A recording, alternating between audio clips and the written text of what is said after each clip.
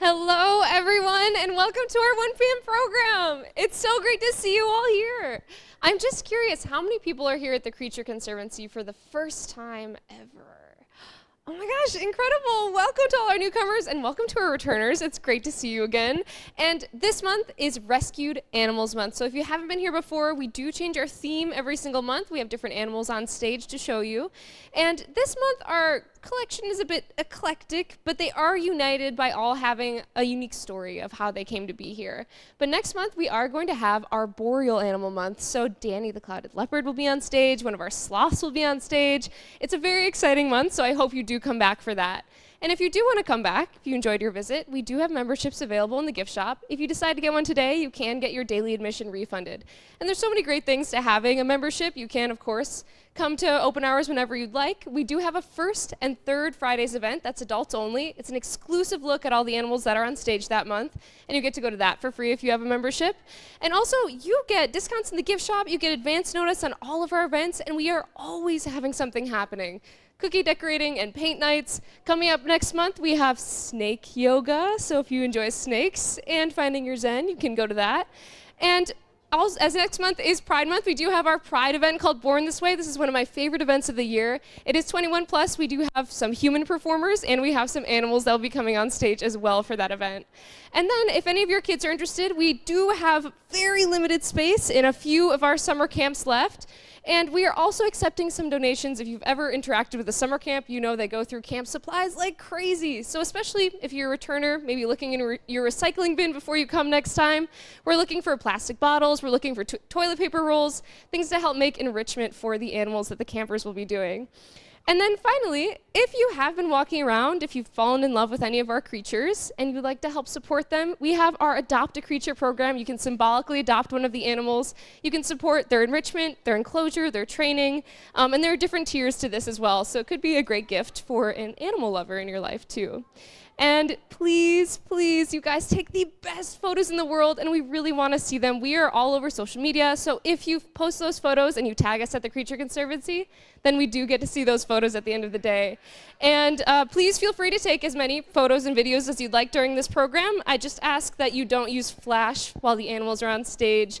And I will pass things off to Xavier to introduce our first animal. Thank you. Awesome. Thank you so much, Chloe. So the first animal that we are going to be meeting is native to parts of Southeastern Asia. We're actually going to be meeting one of the longest species of snake on the planet, a reticulated python. Now, this one that we're meeting on stage is Aries. He is about 12 to 13 feet long, and that is a good size for a male. That's definitely an impressive size snake, but for reticulated pythons, that isn't all that impressive, and it's the girls that get about twice the size of the males. But at the size that Aries is right now, at 12 to 13 feet, he's still a little bit too large to carry around our audience. So we do have a smaller, more portable ball python that Lisa will be carrying through the audience. And so if you guys are interested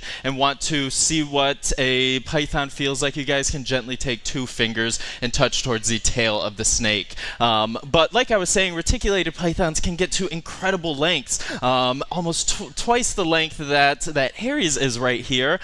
In the wild, the longest recorded one got to 23 feet 8 inches, and so that is massive. But in captivity, the longest one recorded was held at the Columbus Zoo. This individual's name is Fluffy, and Fluffy got well over 24, almost 25 feet long, and weighed well over 300, almost 400 pounds. So they get to massive, massive sizes. But this is a python. They're a constrictor, so they're not venomous, but that big, long body is incredibly strong and is able to take down a pretty large prey, sometimes deer species, boar species, and this is the only known species of snake that has been recorded to hunt and prey on humans. And so this is definitely a species feared by individuals in their native regions because not only are they massive, but they're incredibly agile. They are built for life in the rainforest. And so a lot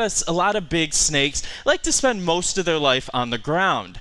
but not reticulated pythons. You can see he is very comfortable on that tree. Now, we did place him on that branch, but he could easily get up to pretty much any vertical point with very, very much ease because they are incredibly built for the jungles. Now, this next video will showcase their adaptations, but it may give some of you guys nightmares. But these guys can scale up a tree without any lateral branches to aid them. But you can see that incredibly strong muscular body will wrap around the branch, and then it'll hoist the rest of its body up, scaling that tree to get a better spot to hunt for primates or birds or other rodents running through the trees. And so this is a truly incredibly adapted animal, and all of these facts I said really shouldn't lead you to want to get one as a pet, especially the fact that they're the only known snake to hunt humans. But reticulated pythons are one of the more popular species of snakes in the reptile pet trade. And that is not because they're a good pet, but in a lot of cases, reptile keepers aren't getting their pets because they're a good pet, but a lot of times they're getting them because of bragging rights. A lot of people want to be able to say they have the world's longest snake in their care. And it's easy to say that when you get one as a baby, but it's a lot harder to take care of when they get to this size and even the bigger, more extreme sizes that they can get. And that's exactly what happened with Aries here. Somebody had gotten him as a pet and then realized the mistake that they had made when they had gotten way in over their head. And with Aries, they had gotten him as a pet and started raising up oh, sorry, I didn't see Steve here. But I was not here for his rescue story, but that was a little before my time. But Steve was the one called to the scene for that. Yeah, I'll speak to this directly because I'm the guy that went to pick up Aries along with another staff member. We'd gotten a call from Monroe County Animal Control, and they wanted our help. They wanted us to do two things. One is they wanted our help to remove these snakes from this household. They do dogs and cats, and so big pythons is kind of like, yeah, no, let me see if we can find somebody else. So we said, sure, we'd do that. And then their second ask was that we keep it. And so we happened to have room at the time for Aries. So we set up a time, drove out to Animal Control, met up with the officers and talked for a bit. Then we got in our van and followed them to the house into what looked like a very normal neighborhood, like an exceptionally just normal suburban neighborhood. You would never know what was going on in the house. And so they pulled into the driveway, we parked at the road, they got out of their vehicles, and they all started putting on hazmat suits. I should have asked more questions clearly before I agreed to this. So we at least took masks. We didn't quite realize what we were walking into. But what we were walking into was a house filled with rats. They estimate between 400 and 500 rats. And when they ultimately had to remove this person from this living situation, they couldn't fix the house. It had to be raised. It had to be leveled and started over again. And the reason I made the comment about how normal the house looked from the outside, it's like, man, you never know what's going on in your neighbor's house, because when you walked in the door, you got just slammed with ammonia smell from all the urine and rat feces that were just all over the place. Anyway, so we climbed over the rats and up the stairs. They were not very shy, by the way. They didn't run away from us. And we went upstairs to where Aries was.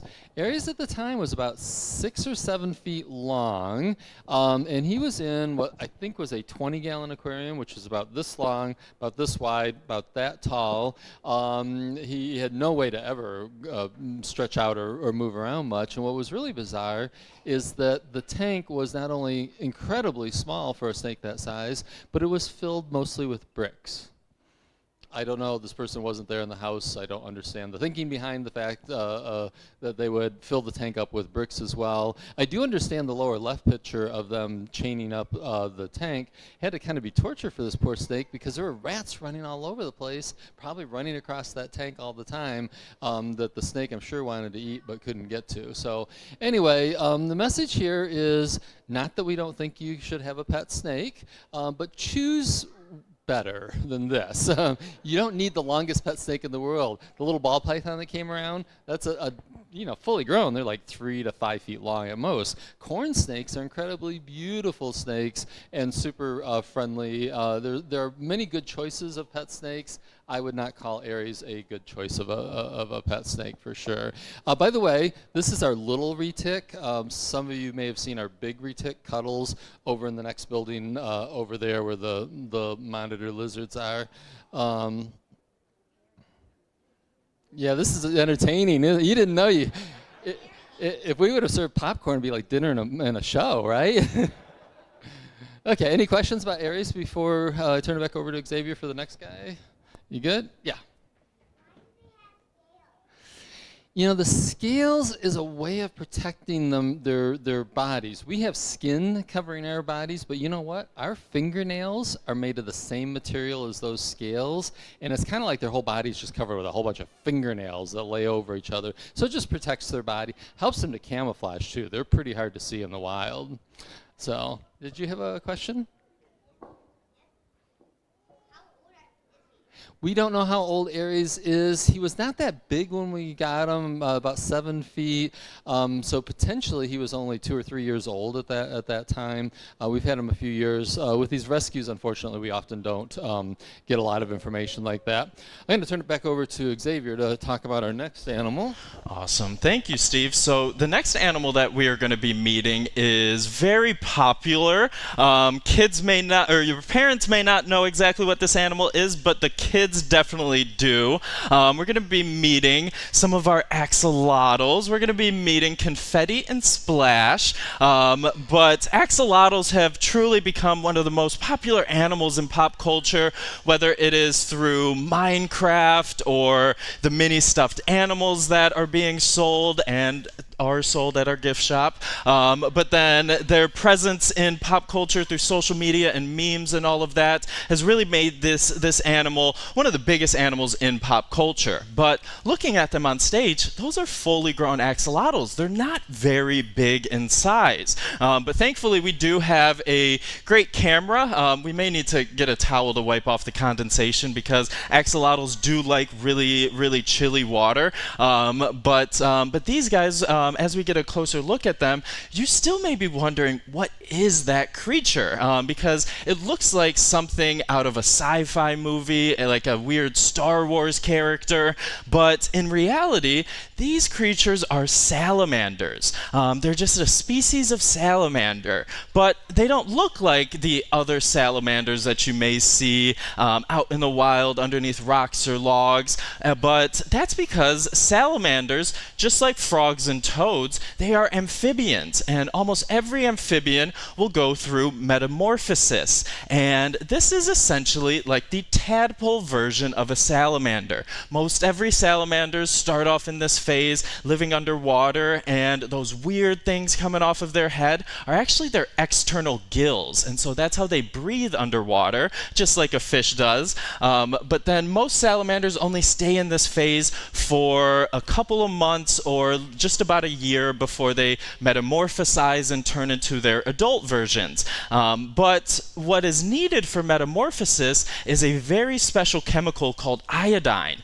And iodine is nowhere to be found in the lakes that the axolotls are native to. So that puts this species in a very tough position because they need this chemical in order to metamorphosize, mature, reproduce, and further their species.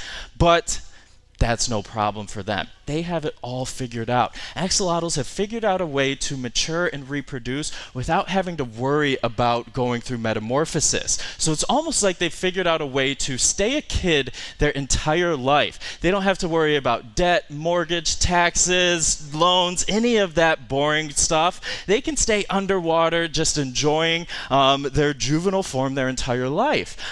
This gives them a longer lifespan, but it also gives them some special superpowers with it as well. And some of those superpowers that they've gotten is the ability to regenerate parts of their body. Now, if you've been to some of our reptile talks before, you've heard of us talk about lizards regrowing their tails, so that may not be all that special, but axolotls take it up a couple levels from that, because they certainly can regrow their tail if a predator bites off a tail, but if a predator bites off a arm or a leg, they can regrow that to its original bone and blood vessels and all of that, but they can also regrow important organs as well. If they lose part of their kidney or their spleen, they can regrow those. If they lose part of their stomach or their lungs, they can regrow those. But even their heart, their brain, their spine, any part of this axolotl, if they lose part of their organs, they can regrow that. Now, they can't regrow it from scratch. They still need a certain percentage. Sometimes it's 20% of the heart or 40% of the lungs, but they're able to regrow it to its full capacity. And that is a very special adaptation that helps them get out of some very tough situations with predators. But it has also intrigued scientists a whole lot, because scientists, when they hear about animals that can regrow important organs like this, their first question is, how do we apply that to humans? And we've been studying axolotls for decades and decades, but we still don't know how to regrow our organs or any of that. And that's because these little animals, their genome is about 10 times the size of ours. And so they have more DNA than we do. And so it's been really hard to find out what is exactly causing this. But we have introduced some genes that have gotten us closer to figuring it out. And a lot of axolotls in captivity carry this now, and it allows them to glow in the dark. And so under certain lights, they will glow a neon color, and this is because of a protein called GFP, or green fluorescent protein, and it's not naturally found in axolotls, but it's naturally found in jellyfish. And when scientists have added this to the axolotls, it has given them a closer look into the axolotl, so they're seeing exactly how those parts grow back. And so it is really incredible, but axolotls are truly a fascinating species, and we do have a pretty cool slide that showcases exactly how they regrow their arms. But axolotls, like I said, they're native to parts of central Mexico, but they are really endangered, thought to be extinct for a while, because in this region of central Mexico, that is just outside of Mexico City, and there's over 30 million people in that area, and so that has depleted the water levels in the lakes that they're found, but has also had introduced some tilapia and other fish that prey on axolotls. So their numbers in the wild are very, very low, just in the couple dozens in the wild, but in captivity there are millions of them.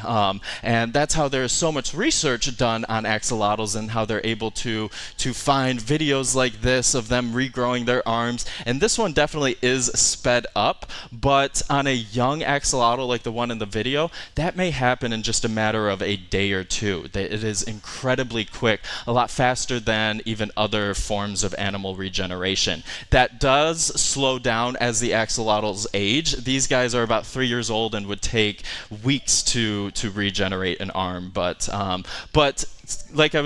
we were talking about with all of our animals here, they're at least in this program, they're all rescued animals. And Confetti and Splash, they're rescues themselves, and they came from your typical family in Midland, Michigan, just outside of Lansing, and they had a boy axolotl and a girl axolotl. And after having those for a couple years, they came across some eggs, as you would. And this family wanted to raise up a couple more axolotls. They planned to do it with their kids. It would be fun to get the whole family involved. But when axolotls lay eggs, they don't just lay 1 or 2 eggs. They lay about 1,000 eggs at a time. But that did not stop this family, because this family did a little bit more research, and they found out that less than 1% of those axolotl eggs will make it to adulthood. So if they do start raising them up, then they would be left with just a handful, like 5 to 10, and they can manage that. But those numbers are for in the wild, where you have scarcity of resources and predators and all those other factors. And in captivity, you don't have that. And so what they thought 1,000 eggs would wean down to just a handful, those 1,000 eggs wean down to several hundred axolotls. And this picture is just one small room in their basement, but their entire basement was almost floor to ceiling with deli cups of individual axolotls. But you guys may be questioning, well, why are they in individual deli cups? Why don't you just get one big aquarium and keep them all in there? But axolotls, when they're younger, their appetites are so fast and so voracious that siblings will eat each other. So you can't keep a brother next to their sister or a sister next to their brother because they are cannibals and will eat each other. And so you have to keep them separate. As they age, their appetites do slow down, and sometimes they grow out of this, like Confetti and Splash. But Confetti and Splash do have a sister named Squishy, and Squishy has never grown out of her cannibalistic phase, and Squishy still tries to eat her sisters if she sees them, so Squishy has to stay by herself. So this family was really planning on just having a few axolotls, but then they were spending 5 hours a day doing water changes on these axolotls because you can't keep them in that same water, and then $70 to $80 a day on worms to feed these axolotls. So they really just got in over their head and reached out to facilities like us to take in some of their axolotls, and so we were able to take in some, but not all of them because we didn't have the space for several hundred adult axolotls. But yeah, they are fascinating animals, but not one to just get on a whim like that. But do you guys have any questions about axolotls? Yeah. That's okay. I'll be over by Al, so if you remember. Yeah. So that they are just like in like humans, they have different colors, and really they are living at depths of the lakes where light doesn't really penetrate a whole lot. But both of those colors were naturally found in the populations of wild axolotls. The majority of axolotls in the wild are going to be that darker color, but really the only difference is just melanin in the pigment, and just the genetics with that. And yeah, one last question.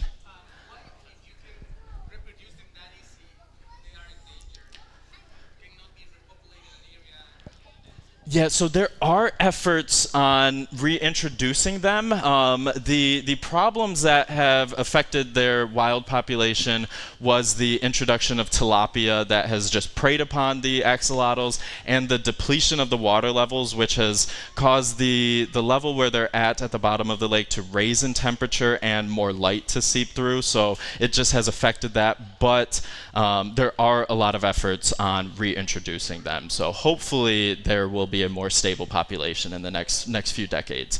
But I'm going to pass things over to Chloe to talk about our last animal. Thank you. Oh, I gave it to you. Thank you. Amazing. Thank you, Xavier. I'm so excited to introduce our final animal.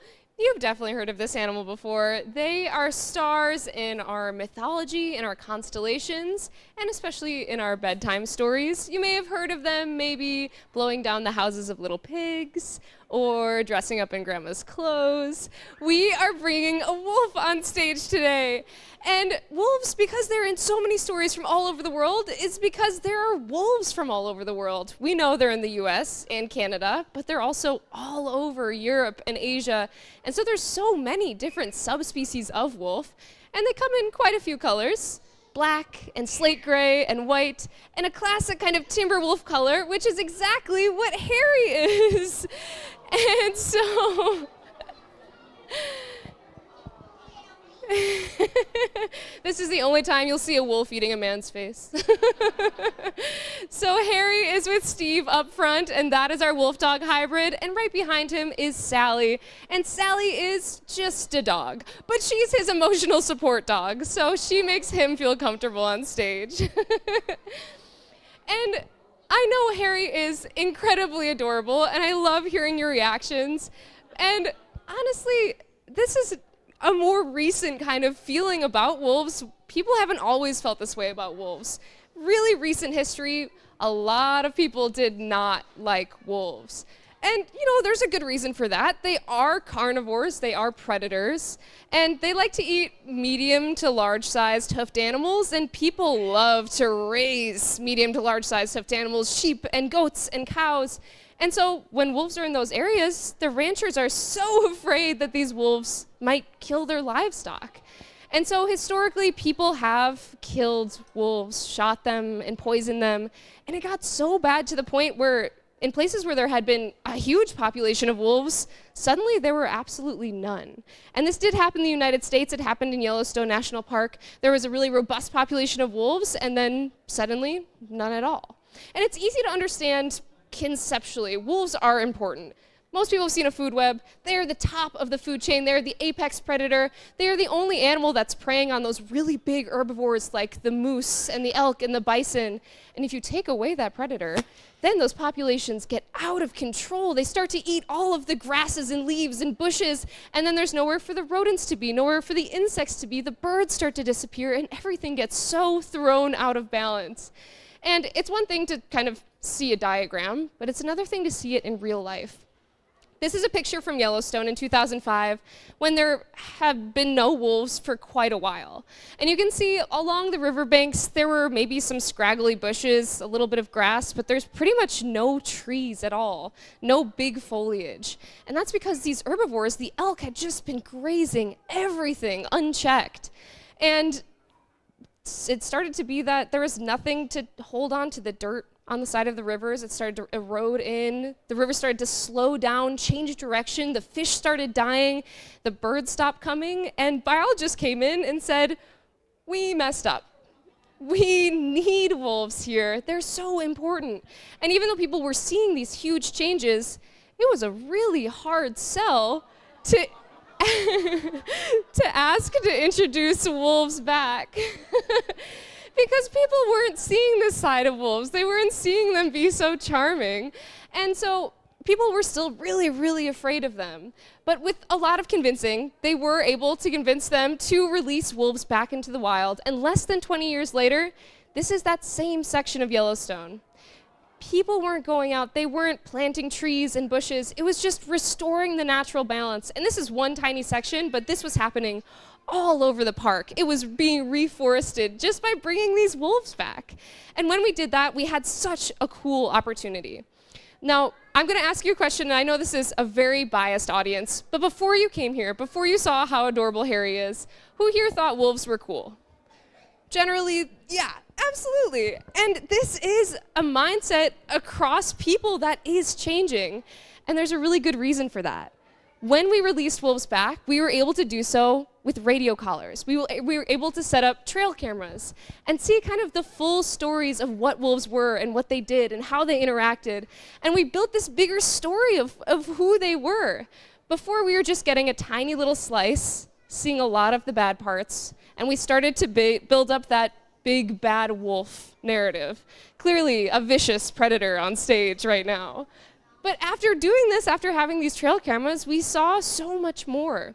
For example, people knew that wolves are predators and they're pack hunters and they go after prey much bigger than themselves, like elk or bison or moose. But after looking at these trail cam videos, they found they also went after blueberries. So these are wolves foraging for blueberries together in a forest, and after watching them, they found out that in these places where there were a ton of blueberries, it made up to 80% of their diet. So these animals we thought were majority carnivores were actually eating a much wider diet than we thought. And another example, people think of wolves as territorial or aggressive. And this is a picture of a couple of coyotes that got too close to a wolf. So in some situations that can be true, they can be territorial.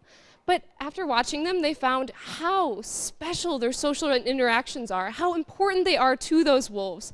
They fully debunked the alpha male of the pack. What a wolf pack is a family. So it's a mom and dad and their kids, maybe a couple of brothers and sisters to help raise those puppies. But beyond that, unless you call your parents the alpha pair of your pack, it's not exactly how that works. It's a lot of communication, it's a lot of decision making together. And they found that they're actually so collaborative and they work together so much that every single member of a wolf pack would help to raise any new pups that were born. And they found trail cam videos of all of those wolf pack members bringing toys back to the pups, bringing back bones and antlers and weird things with leaves on them. And so we're building this charismatic, this much bigger idea of what wolves are, that they're not too different from us. They live in multi-generational packs that raise their kids together. And in watching them, we see how intricate their communication is.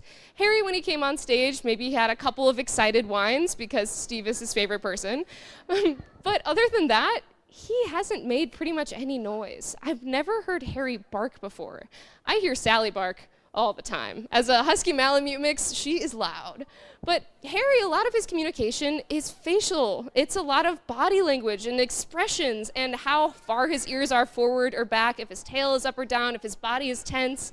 And all those different combinations can mean totally different things. There are entire papers dedicated to how tense the upper lip of a wolf is in different situations and what that can mean. And humans have done a lot of work to kind of understand this canine language, because there's another really important relationship wolves have had with humans that has led to something like this, like dogs. And so Steve will talk a little bit about Harry and how this fits into Harry's narrative as well. Okay, so we get lots of strange. Well, let me talk about wolves and dogs. So somewhere around 30 to 50,000 years ago, humans, thank you, were hunter-gatherers. We didn't have large numbers around the planet. They were in small groups, 20 to 50, mostly family groups, not unlike wolves. And there weren't very many of us on the planet. And we were hunter-gatherer people. And it turns out that when these groups of people would kill a mastodon, got leftovers, right? So wolves would often probably hang out around human habitats because they knew we often killed big things and we had leftovers. So the theory goes is that as these wolves would kind of hang out and for leftovers, we could see the value they got out of the situation. But what value did we get out of this situation to have these wolves hanging out near us? Well, you guys, me included, have got pathetic nocturnal vision. Wolves have got great nocturnal vision. In fact, they're largely nocturnal animals. You guys have a pathetic sense of hearing compared to a wolf. You guys have a super pathetic sense of smell relative to a wolf. And so it was kind of cool having these wolves hanging out near us, because if a cave bear was roaming around in the area or a saber-toothed cat, the wolves would let out a distress call. You know what a wolf distress call is? A bark. We have never heard Harry bark because Harry has never been distressed here, and so he's quite a quiet guy. But when these wolves would bark in the middle of the night, because remember they're up all night and we're sleeping at night, we would hear the barking and we knew there was danger afoot. So they actually probably worked like little watchdogs for us. There's another theory too, and that's that wolves are actually better at locating prey than we are. They get a better sense of smell and all that. We may have followed the wolf packs to large predators. We killed it, and then we and the wolves shared the result. And chances are pretty good that when we're sitting around a campfire cooking our mastodon and throwing bits over to the wolves, we probably threw extra bits to the wolves that were a little barky, or the wolves that didn't bite us when we handed them food, the nicer ones. And so wolves kind of co-evolved alongside of humans to become what we call dogs today. And in fact, one really important thing, arguably the most important thing that ever happened to humans, I am talking more important than this, happened during that period. It's called the Agricultural Revolution. That is when we stopped being hunters and gatherers mostly, settled down, started growing crops. We started making bread. And then another really important thing happened. We started making pizza. And so what do you do with your pizza crust but throw it to the wolfy dog things that are hanging out with you? I throw my pizza crust to my dog. He should share in this food, right? But the thing is those wolfy dogs, or those things, those wolves, got blowout diarrhea. One of the genetic changes between that animal and that animal, I know they look nearly alike, is that Sally can eat dog food. She can digest grain. Harry cannot. He doesn't have that genetic ability to digest grain. Another genetic difference between them, Wolves, like most wild canines, have 1 heat cycle per year and produce 1 litter per year. Domestic dogs can produce 2 litters per year, have 2 heat cycles per year. So that's another genetic difference. Another big difference is in the eyes. When this picture came up, I heard a whole bunch of you do, aw, you saw that cute little puppy dog with the floppy ears, the little whites of its eyes. You know what was happening there? A genetic change. Dogs expose the whites of their eyes. That's a genetic change from the wild canines. They often, you can see that little half moon of white, and that elicits oxytocin from us, the bonding hormone. If you think about it, you look at almost any wild animal, you don't see the whites of their eyes. Humans are quite bizarre in that fashion. We use it in social communication. You don't think about it, but we communicate with the whites of our eyes. Dogs genetically changed to express the whites of their eyes because the ones that had those eyes that were expressive were the ones that got more treats from us, right? We selected over time for the sweeter, friendlier, more juvenile individuals, and they became what we call dogs. Now, Harry is in fact not a full wolf. He is what we call a wolf hybrid. He is mostly wolf. We cannot feed him dog food. He gets blowout diarrhea. But what happened, Harry's rescue, his backstory is that a woman in Indiana had a couple of small kids and decided to add a wolf hybrid to the family. And so, in Indiana, you can legally buy lions, tigers, bears, wolf hybrids. Wolf hybrids, those animals are not legal in Michigan, but throughout much of the states that are to the south and to the west of us, you can own those things. So she went on Craigslist and she bought Harry. Harry's somewhere around 7-8 months old when she bought him. We think, we don't have any good data, but he was still young, and she decided to come visit a friend of hers that lived up here in Michigan. And as she was driving through Oakland County area, Harry jumped out of the car. And she was panicking. She ultimately got a hold of animal control, and they helped her catch Harry. And surprisingly, animal control gave him back to her, which is kind of surprising because they're not legal in the state. I think they just didn't want to deal with the paperwork of the situation. So she continues on with her trip. She's heading up toward Flint, and Harry jumps out of the car again in Genesee County. So this time he's out for a longer period of time, and this woman ultimately returns to Indiana without her wolf hybrid. And one morning, a few weeks after she was up here, this woman is sitting at her coffee table looking out into her backyard in a rural area of Genesee County, and she sees a wolf run across her backyard. So what does any normal person do? They run to the fridge and grab a bunch of cheese and leftover chicken and run outside and start throwing treats to the wolf, who is Harry, and he's very sad. He's very hungry. He's had a really rough couple of weeks or 3 weeks living out in the wild. He gets down on his belly and starts crawling toward her, getting these treats, and she lures him into the barn, her barn, with food and shuts the door and calls Genesee County Animal Control, where the head of Genesee Animal Control, Jay Parker, ends up with this animal at his facility. So Jay cannot legally, doesn't matter how sweet Harry is, he cannot legally adopt Harry to any one of you guys that live in the state because there's no permitting process even for you to own a wolf hybrid. So he starts calling around all the zoos in the state. At Binder Park, Detroit Zoo, Grand Rapids Zoo, John Ball Zoo, and ask them if they want Harry. He's got this really great wolf. I think he may have thought he was a wolf at the time, or mostly wolf, but anyway, and all the zoos said, no, he's a mudblood. He's not a pure wolf, so we're not interested in having him at our zoo. And then he starts crawling around to smaller nature centers. He ultimately gets a hold of us, and we said no to Harry. Twice. Why'd we do that? My wife is a veterinarian who treats most of these animals, and she was a veterinarian back in the day before the Large Carnivore Act was passed when wolf hybrids were legal in Michigan, and they were scary, or can be scary animals. They can be unpredictable. Think you're kind of mixing together two different things. Sometimes you end up with something that looks like a golden retriever, but has the wolf brain, that desire to kill big things at night. And sometimes you get something that looks like a wolf. He looks exactly like a wolf you'd see here in Michigan. Same size, same exact color, but he clearly has a golden retriever brain, right? And so you just don't know what you're going to get sometimes with these animals. Anyway, so we said no twice, but Jay is having an issue because the clock is ticking. He can't adopt this animal, and he hasn't found a legal home for this animal. So he called a third time and said, would you please come up and look at Harry. Come up and meet him. And so we know the end of that story. So he's here. So he's a really good guy. He is not as... maybe not as nice as what you might think. He is a lot of work. Wolves are very aloof, very shy. It took us like a year and a half to get him to come on stage.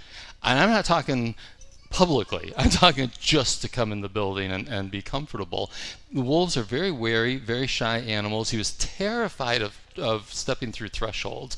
And so we ended up pairing him up with a dog. Initially it was my own dog, and kind of building a relationship with a dog to give him confidence. So when the dog went through the doorway, he was more likely to go through that doorway. So we gave him a wolf pack initially. Now Harry is accepted humans into his pack as well, but he still isn't that easy to work with. Like we can't take Harry out on a walk alone. You look at him and think, looks like you could walk him, right? Well, if you're walking Harry down a sidewalk and you need to return to base and you need to turn left and he wants to turn right, you're going to have a discussion about this. He is not mean. He is super sweet. Honestly, any one of you could go pet Harry. That's not the issue. But he's opinionated. And I've been stuck at an intersection for like 45 minutes because I need to go this way and he needs to go that way. And how does he express his displeasure? Sits. If I tug, he lies down. It's like, no. So literally, I've had to radio back to base and say, hey, I need somebody, a dog, maybe a couple of other people, and we organize this group, this pack, and we all start walking in one direction, and then Harry feels like, oh, I guess I'll go that way. So he's more difficult to manage than you might think. If you put this animal in a suburban backyard, little fenced-in area, he's going to go cage crazy. Wolves need a lot of space. He's got multiple enclosures that he moves between. Right now, Harry and Sally are in an enclosure behind the building that we typically have the dingoes in. Tomorrow, he's going to move to a different enclosure and we switch animals around so they got different smells. We will throw livestock in their enclosures when the wolves aren't there. Let them poop, let them run around, graze some of the grass, and then the dingoes and the wolves are super excited to go back in that space because they have all these prey animals that were there. So we do a whole lot to make this possible. Anyway, so here's a quick video clip of his initial emotional support dog, which happened to be my dog. Oliver is a Shepherd Husky mix, and they got along great. They were playing chase me, chase me, chase me. Harry is exceedingly quick and fast, but my dog is kind of old, and I was afraid that Harry was going to unintentionally break him. Just, they pile drive into each other. And so I called Jay at Animal Control and said, hey, I need to come up with another emotional support dog for Harry because he's a vigorous guy. Can you be on the lookout for a young animal, something around Harry's age, so they can be together their whole lives? I need something that's like a Shepherd Husky Malamute mix, something that is robust and can live outside all winter because Harry lives outside all winter, and it's got to be super friendly and super happy to please. And so 2 or 3 weeks later, he calls and says, I think I got a candidate for you. This guy has had this dog chained out to his front yard, and it keeps escaping, and I think it's like 11 times that this animal has gotten out. It's going to get hit by a car. Next time he gets out, because it's going to happen again, or she, I'm going to see if he'll surrender her. And so that's how we got Sally. She was a hard to control Shepherd Malamute Husky mix. In fact, she's Shepherd Malamute Husky. He is mostly wolf. Look how big, tall, long-legged he is. But he's got a sliver of Shepherd Malamute and Husky. That's kind of why they look a lot alike. Anyway, just doofy Harry when he's young and skinny. So what's going to happen next is we're going to put Harry back. Sally's actually going to go in the hallway for a bit if anybody wants to come out and pet a really nice dog. You have now been sitting here for a really long time, I realize. So what I'm going to do is answer like a couple of questions on mic and then turn off the mic and stand up here and just answer the rest of your questions for as long as you guys want. And at 2 o'clock we have a rescued wild animal. By the way, for those of you who are new here, more than half of our animals are rescued former pets. So about 50% or more are rescued former pets. At 2 o'clock, that's going to be a rescued wild animal. That accounts for another 10% of our animals. And then we have a few zoo-born animals as well. So we are mostly a rescued organization. A couple of quick wolf questions? Yeah. So Harry sits at about 105 pounds normally. Michigan wolves go from about 85 pounds for a female to about 120 pounds for a male. So he is literally exactly the size of a wolf in Michigan, right in the middle. By the way, we have lots of wolves. The last DNR count for the eastern half of the UP was like 763 or something. So there are a lot more wolves in Michigan than you think. You know what? I'm going to turn off the mic so you guys can all wander. Just come on up and ask me your questions. Yeah, thanks.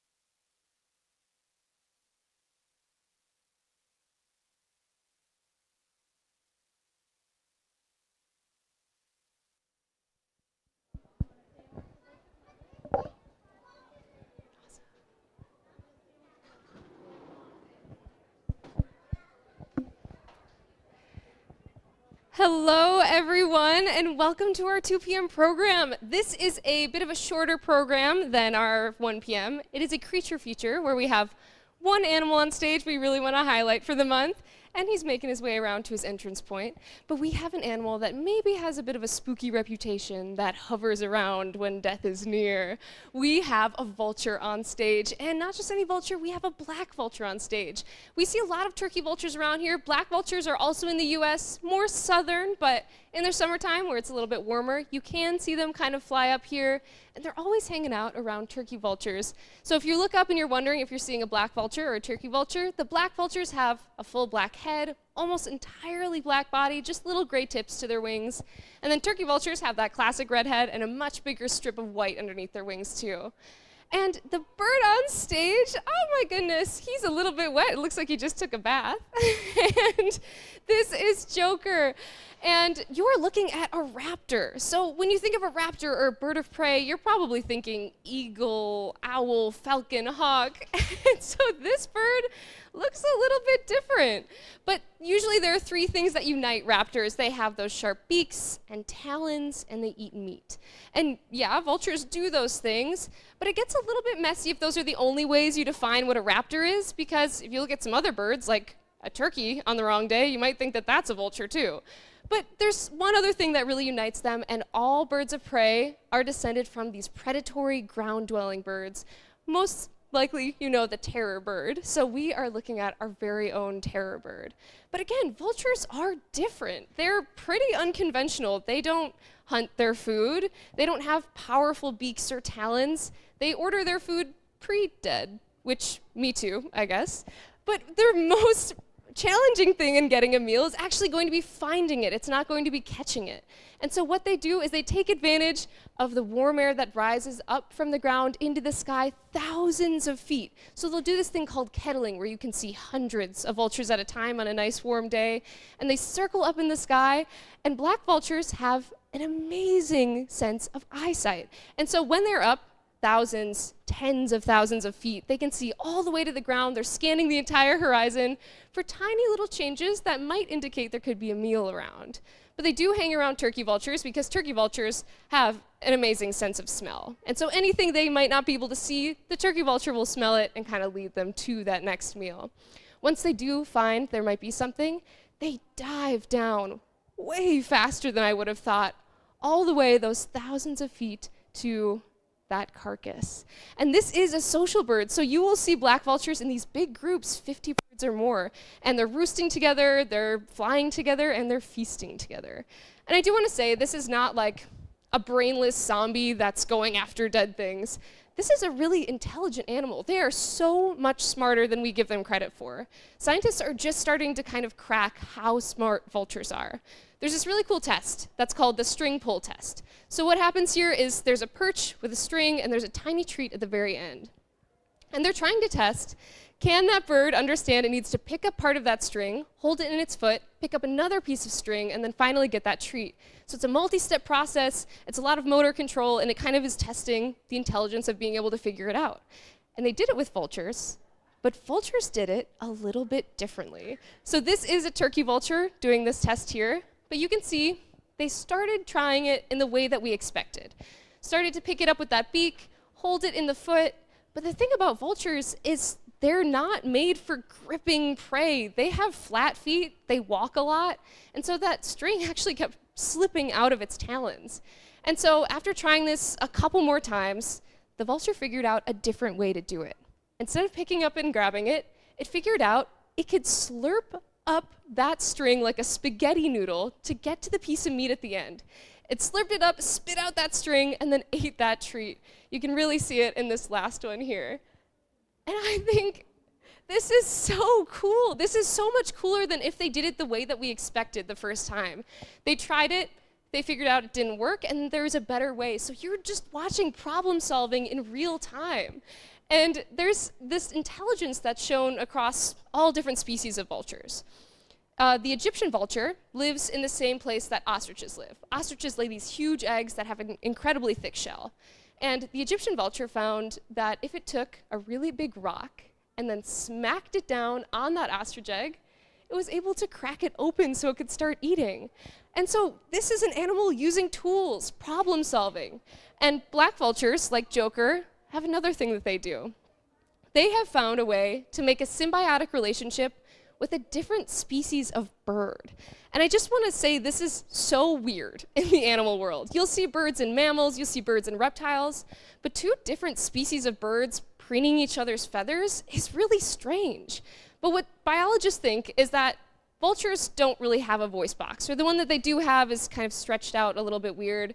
They can hiss and maybe grunt a little, but they can't make any alarm calls. If there's danger, they can't warn the other black vultures. The other bird in here, the crested caracara, hangs around at the same kind of places, is also a scavenger, and so they think the black vulture leads this bird to food, is building a relationship with it, helps clean its feathers after a meal, and then in exchange, that caracara will let out an extremely loud scream whenever there is danger near to warn the other black vultures. So we're seeing this kind of intelligent, charismatic, problem-solving animal, and people usually don't see that side of vultures. I think what a lot of people think of vultures, it's maybe neutral, sometimes negative. It's either a bird you see all the time, you don't really think about, or there are some people who are afraid of them, think of them as omens, or they're worried they might go after chickens in their yard or something. And honestly, some people think they're ugly, and they maybe are a little unconventionally attractive. They are bald, but there is a purpose for this. Black vultures, vultures all over the world, are missing these feathers on their head because when they're doing what they need to do, they get into some messy business. They are eating dead things. They're sticking their heads into carcasses. And so if they did have feathers on their head, it would get nasty and matted, and maybe insects would get on it. It's hard to clean. They can't really clean it themselves. And so skin is a lot easier to keep clean and kind of deal with. And I do want to say, if you think of your favorite bird in the world, maybe hummingbirds or something really beautiful, orioles, if they didn't have any feathers on their head, I don't think they would look the way that you thought they would, too. And what you might think of as a dirty bird that's eating these dead things ends up actually being one of the cleanest birds. Because the reason why Joker is wet right now on stage, every time after they eat, they take a bath. They fully immerse themselves in the water. They come out looking a very wet bird. And then they will stand out in the sun with their wings spread out, as Joker is very nicely demonstrating for us as well. And even if they haven't just had a bath, almost every time you see vultures, if they're not flying up in the sky, you'll see them with these wings spread out. And what they're doing is they're actually disinfecting their feathers. The UV rays from the sun have disinfecting properties, and so when they stand out and kind of bake themselves, they are zapping off bacteria and all of those things from their feathers. So it's another way that they're actually cleaning themselves. And if the bath or the UV rays didn't help out, they phone a friend. It's really nice for the black vulture to be such a social animal because they're constantly preening themselves, they're preening each other, they create these really important family bonds, and also they are monogamous. So they will choose one other vulture, they'll stick with that vulture for pretty much life, and they will always be making sure that they're clean and safe. And I think it's so cool and charming that they make such important social relationships too. And I just want to impress one last thing here. How important it is that they do what they do. This animal eating dead things is a feature. It's not a bug. Because think of human society. If we think of our heroes that we talk about, rightfully so, are absolutely medical workers, firefighters. But imagine our society without sanitation workers, without someone making sure the trash is taken out, that the sewers are working. If those things weren't happening, these things that happen so often we don't even think about them, things would back up, things would get gross really, really fast. And that's what happens if vultures aren't there. If there's no vultures, these dead things take 3 times longer to decay. They're releasing greenhouse gases into the air, and whatever they died of, maybe rabies or cholera or the plague, stays around. It starts to infect other animals. It seeps into water supplies. And then it can really hurt those things. Because when a vulture eats that, they delete it. They take it out of the environment. Because the inside of a vulture is a vat of acid. The pH of their stomach is 1. So everything that goes in just gets eviscerated. Those flesh and bones and anthrax and cholera and salmonella, these things that otherwise would just stick around, get fully removed from the environment. And if they're not around, those things stay around. Animals start to get sick and die, and people do too. And this isn't a hypothetical, this did actually happen, where in India, 95% of all of their vultures died in 1 year. People started using this antibiotic on their cows, and it helped the cows to get better, but when the cows eventually died, the vultures would eat them, and they got poisoned. It concentrated in their liver, and they died. And then after that happened, census takers were looking at the 5 years after that, and people were dying. Like hundreds of thousands of people were dying of those things that vultures were taking out of the environment before, rabies and cholera. And so once those things were sticking around, all of these people were getting infected with them. And so it just makes me so grateful that you can go outside on a warm day here and count at least 10 turkey vultures that are flying around. We have an amazing population of them. They're not threatened. Black vultures are also not threatened, and I think that's great. But over half of all vulture species are threatened, endangered, critically endangered. And when those populations go down, it's hard to get them back because they don't have many babies at a time. And that is a black vulture baby, which looks like a Muppet, and I love them. But it is just important to recognize how important these animals are that we do have. And maybe if you have a neutral view towards them, maybe you like them a little bit more now when you see them. And I do want to talk a little bit about how Joker actually came to be here. And I have Steve here, who was here when Joker did come from that rescue facility. Yep, I'm the old guy around here, so I know all the old stories. So he's been here for a while, and I was around when he came here. He came to us from a bird rehab facility, thank you, called Walden's Puddle in Tennessee. And he, the story we were told is that he landed on a power line, a utility pole, just like that vulture sitting up there. And sometimes when they land on those poles, these big birds, eagles and vultures and even big hawks, as they're coming in for a landing, their wingtips sometimes touch both poles and they get electrocuted. So his wing got fried to the point, oh, you are soggy, aren't you? His wing got fried to a point where they just had to remove it. There was no saving that wing and re-releasing him into the wild. So this animal is one of my absolute favorite animals here because unlike Harry, unlike the cougar, unlike most of our animals, we have to put a ton of training into those animals in order to have them feel comfortable and safe and do good presentations. Joker, we've never done any training with. He just comes up and stands up here and he's happy and he's preening himself and he seems really, really comfortable on stage. And I just appreciate that he is such a cool animal, such a fun animal to talk about, in spite of the fact that he has had 2 horrible encounters with people. Think about this. There probably wasn't a person standing there when he got electrocuted that he was looking at when he got electrocuted. So it wasn't that incident, but he was in a rehab facility for weeks. He had to have surgeries done. People were grabbing him every day, and every time he got grabbed, even though these people were helping him, in his brain, okay, that's it, I'm dead. Today's the day I die. This big beast has grabbed me and I'm going to be killed. And it was to give him antibiotics and change his bandage and stuff like that. But that was probably a pretty horrible experience, being under this pretty intensive care and thinking you're going to die every day. So anyway, but they took good care of him, and he ended up here, and he had been here for about a year.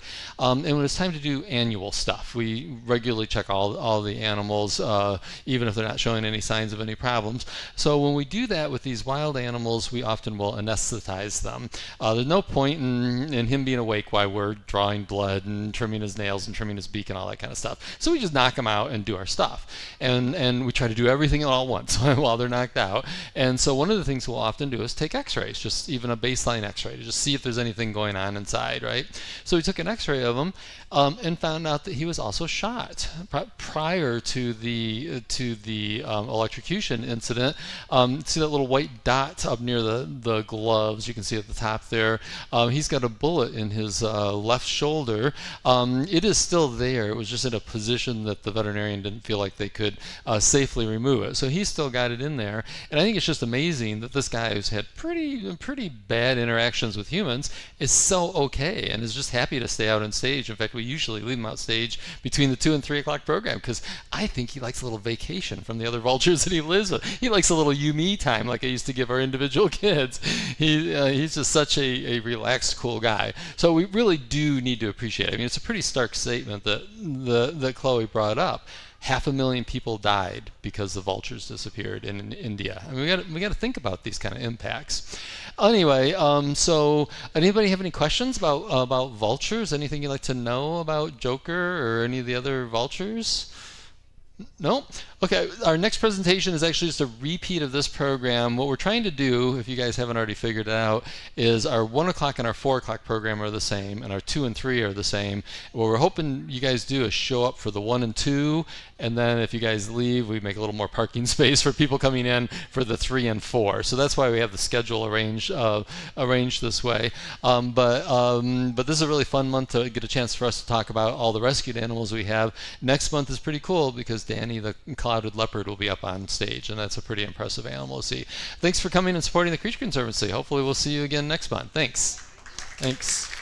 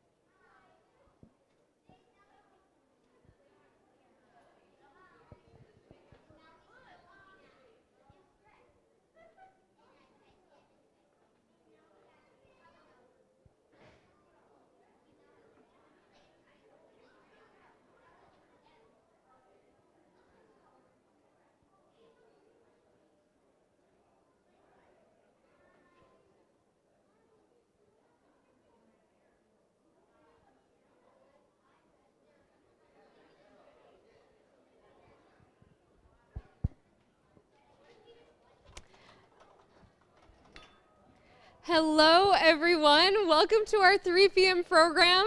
This is a bit of a shorter program. It is our creature feature, so we just have one animal on stage that we'd like to highlight for the month. And this month, we have an animal that maybe has a bit of a spooky reputation, that hovers around when death is near.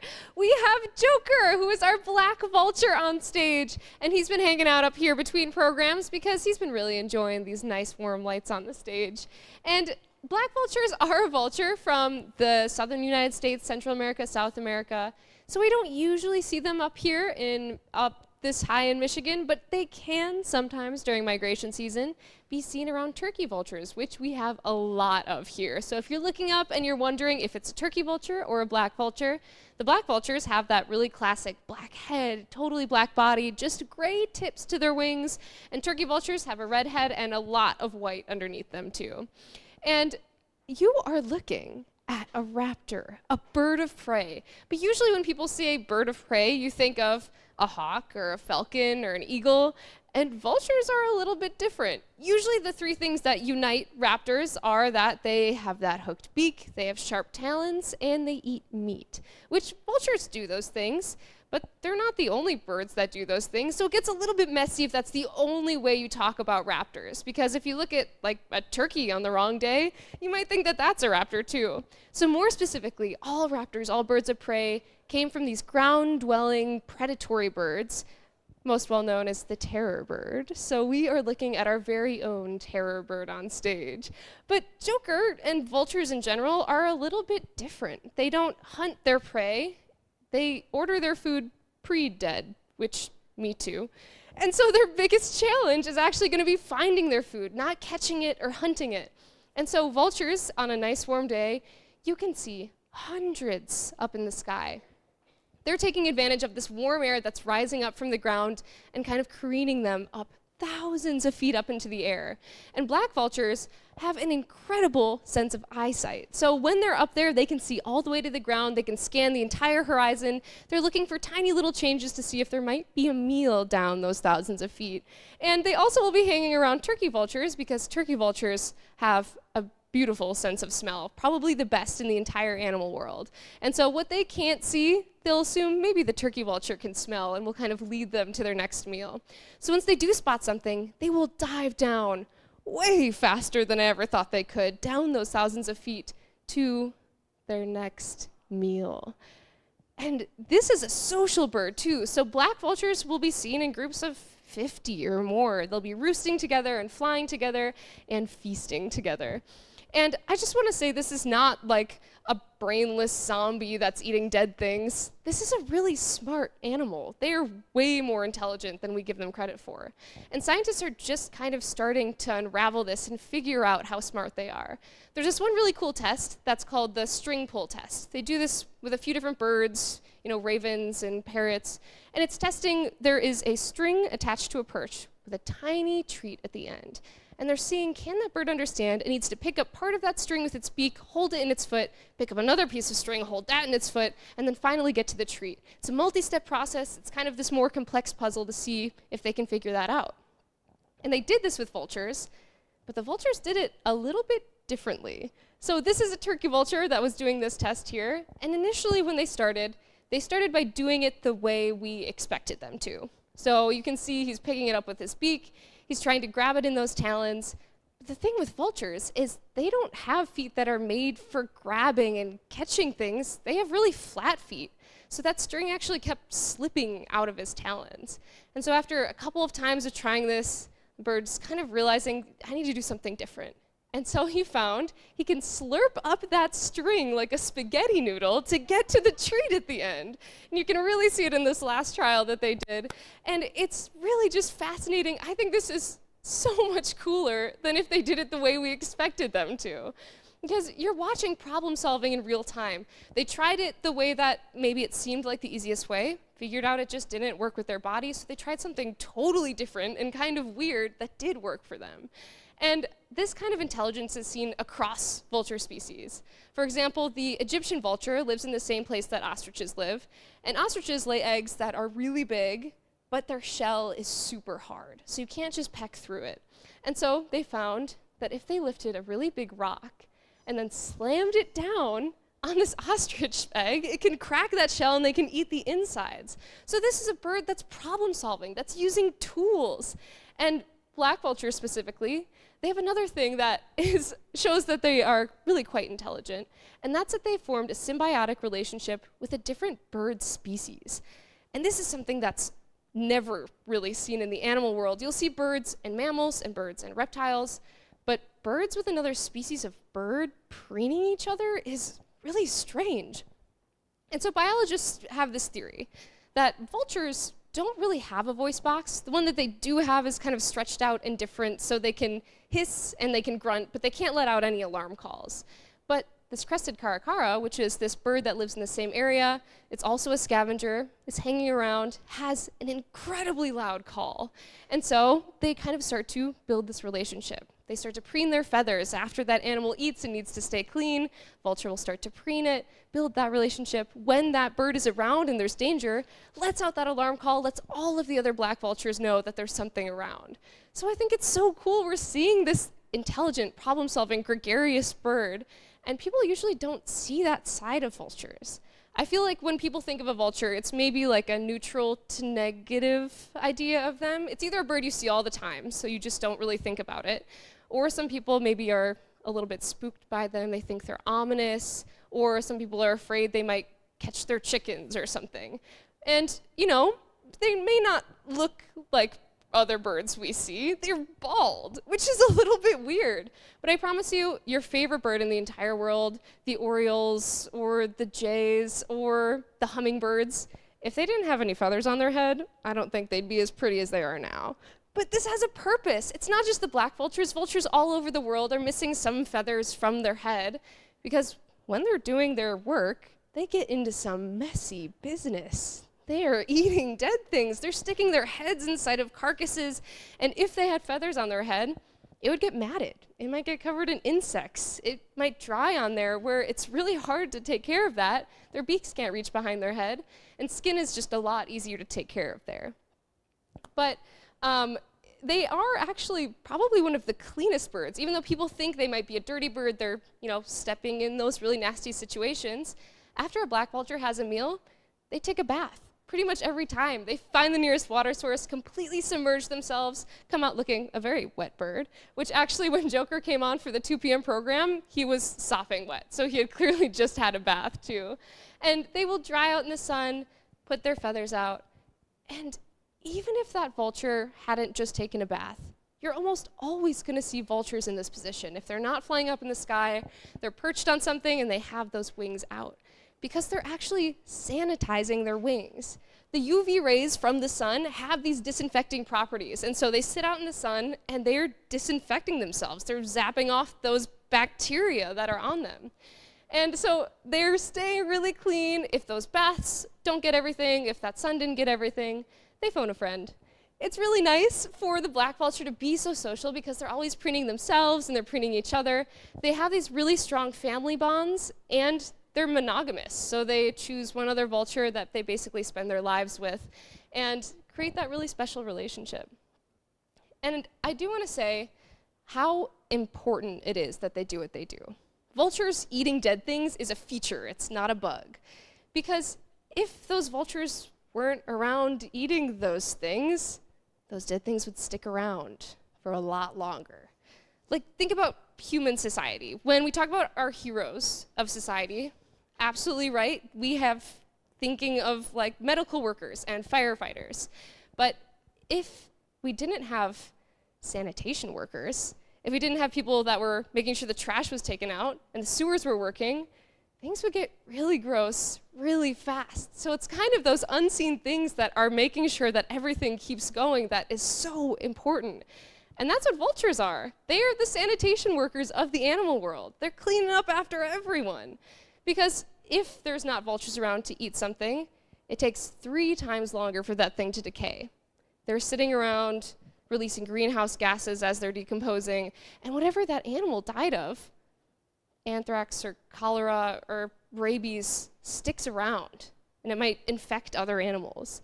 Because vultures, when they eat, they actually consume those things and completely delete them from the environment. the inside of a vulture is a vat of acid.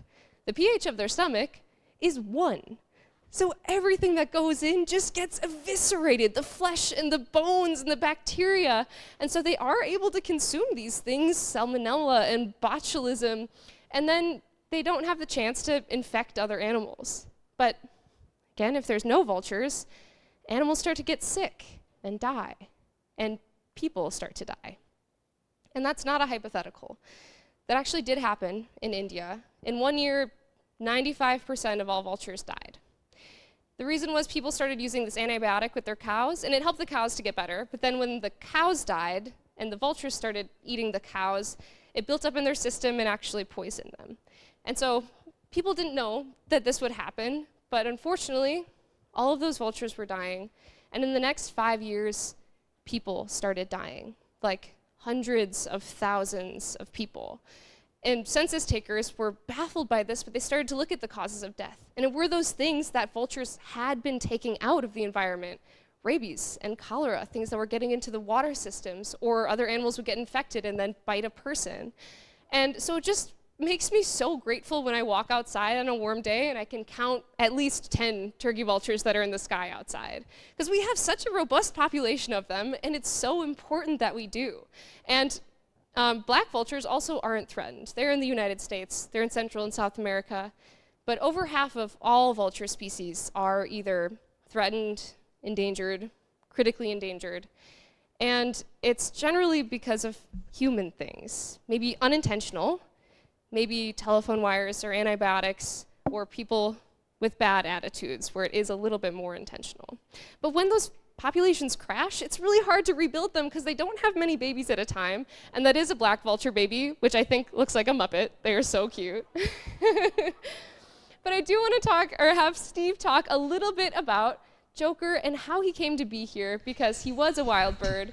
And Steve was here when Joker did come to the Creature Conservancy. Yep, and so Joker is one of my absolute favorite animals here at the Creature Conservancy, and one of the reasons why is he's really fun and interesting to talk about.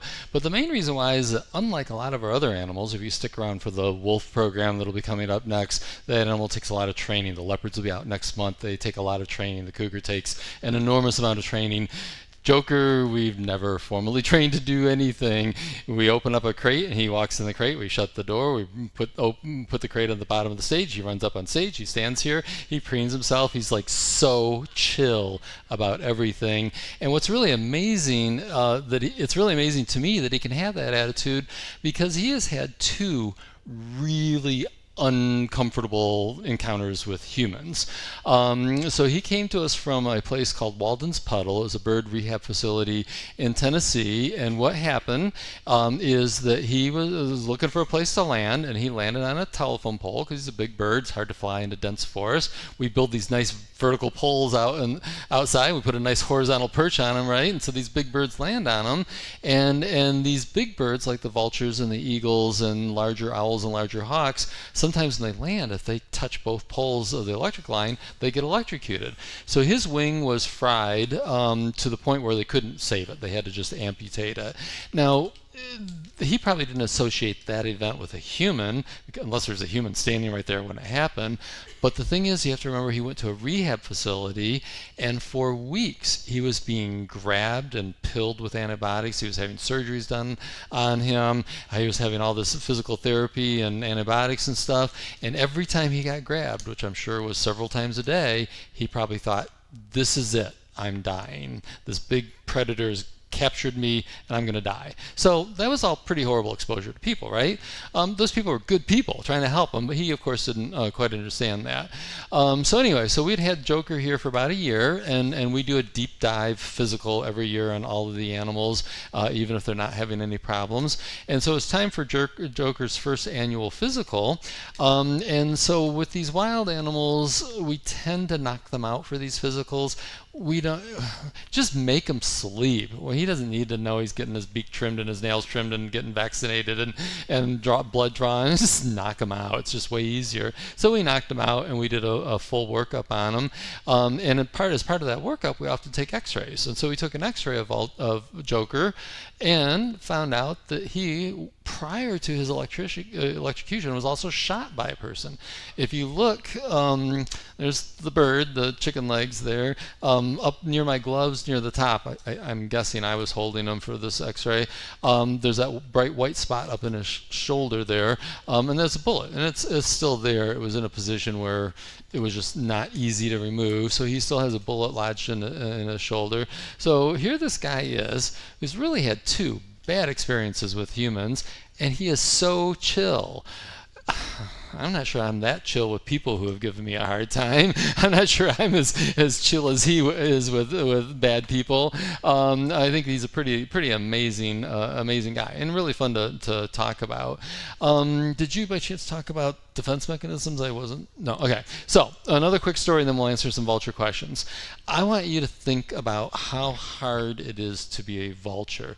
This is a tough existence. Let me give you an example. If a cougar is hungry, they wake up, they stalk, they're super successful predators. They got 80-90% kill rate.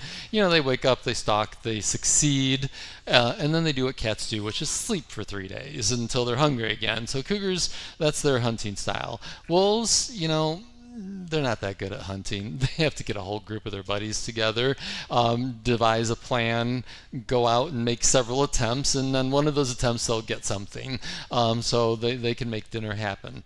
You guys, you're hungry. You go to Meijer, you buy food, you make dinner happen. So in most cases, animals can make dinner happen. Sits around and waits for something to die. This animal has no control over its next meal. Talk about food insecurity. Seriously, that does not seem like a fun way to exist. So what it translates to, though, is that when they do get a meal, they're going to make the most of it. Sometimes vultures gorge themselves with so much food, this bird can pack in about 1.5 pounds, almost 2 pounds of food into its crop. It is going to stuff itself because it doesn't know when the next meal is coming. It stuffs itself so much that they literally can't fly. They're too heavy. They got too much cargo on, and so they can't fly. Well, it's no big deal. You've probably done that at Thanksgiving, stuffed yourself so much you sat down and watched a football game or something, right? Kind of food coma time. Except for what if a coyote spots them and starts to charge up there? They're kind of defenseless. They don't really have powerful beaks. They certainly don't have sharp talons like other raptors, and they can't fly. So what's a vulture going to do to protect itself? It's going to see that coyote coming. It's going to lower its head, typically off to one side, and do this. Projectile vomit. That stuff was disgusting going down. Let's face it, right? You've all vomited. Coming back up, it's even worse, isn't it? Yeah. That stuff is off-putting, and it only needs to be off-putting for a fraction of a second as that coyote's approaching, and it gets a face full of this vomit, this highly acidic, stinky, rotten meat vomit. Stops the coyote for a fraction of a second, and that's all the bird needs, because now he can fly. He's jettisoned his cargo, right? Flies up to the low branch of a nearby tree, turns around, looks at that disgruntled coyote down on the ground. I choose to believe that they chuckle a little bit. Yep, and waits. Eventually the coyote leaves. You know what happens next? Oh yeah. Remember food insecurity? Do you think they're going to let that go to waste? No, they're going to go back down there and reconsume it. And you guys should be thankful that these animals are out there doing that, because again, they're getting rid of anthrax and botulism and bubonic plague for us. So these animals are really, really amazing and important to the environment. Anyway, questions about Joker. We'll do a couple of questions. Anybody have any questions? Want to know anything? Yeah.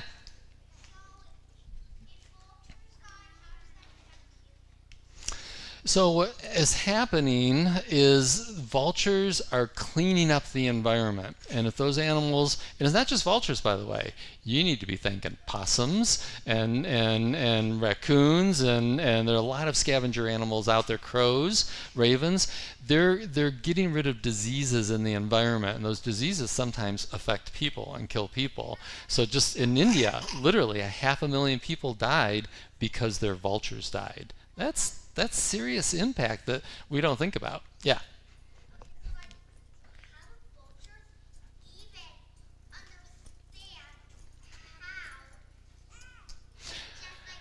They're probably not. So, oh, yeah, I don't know how they.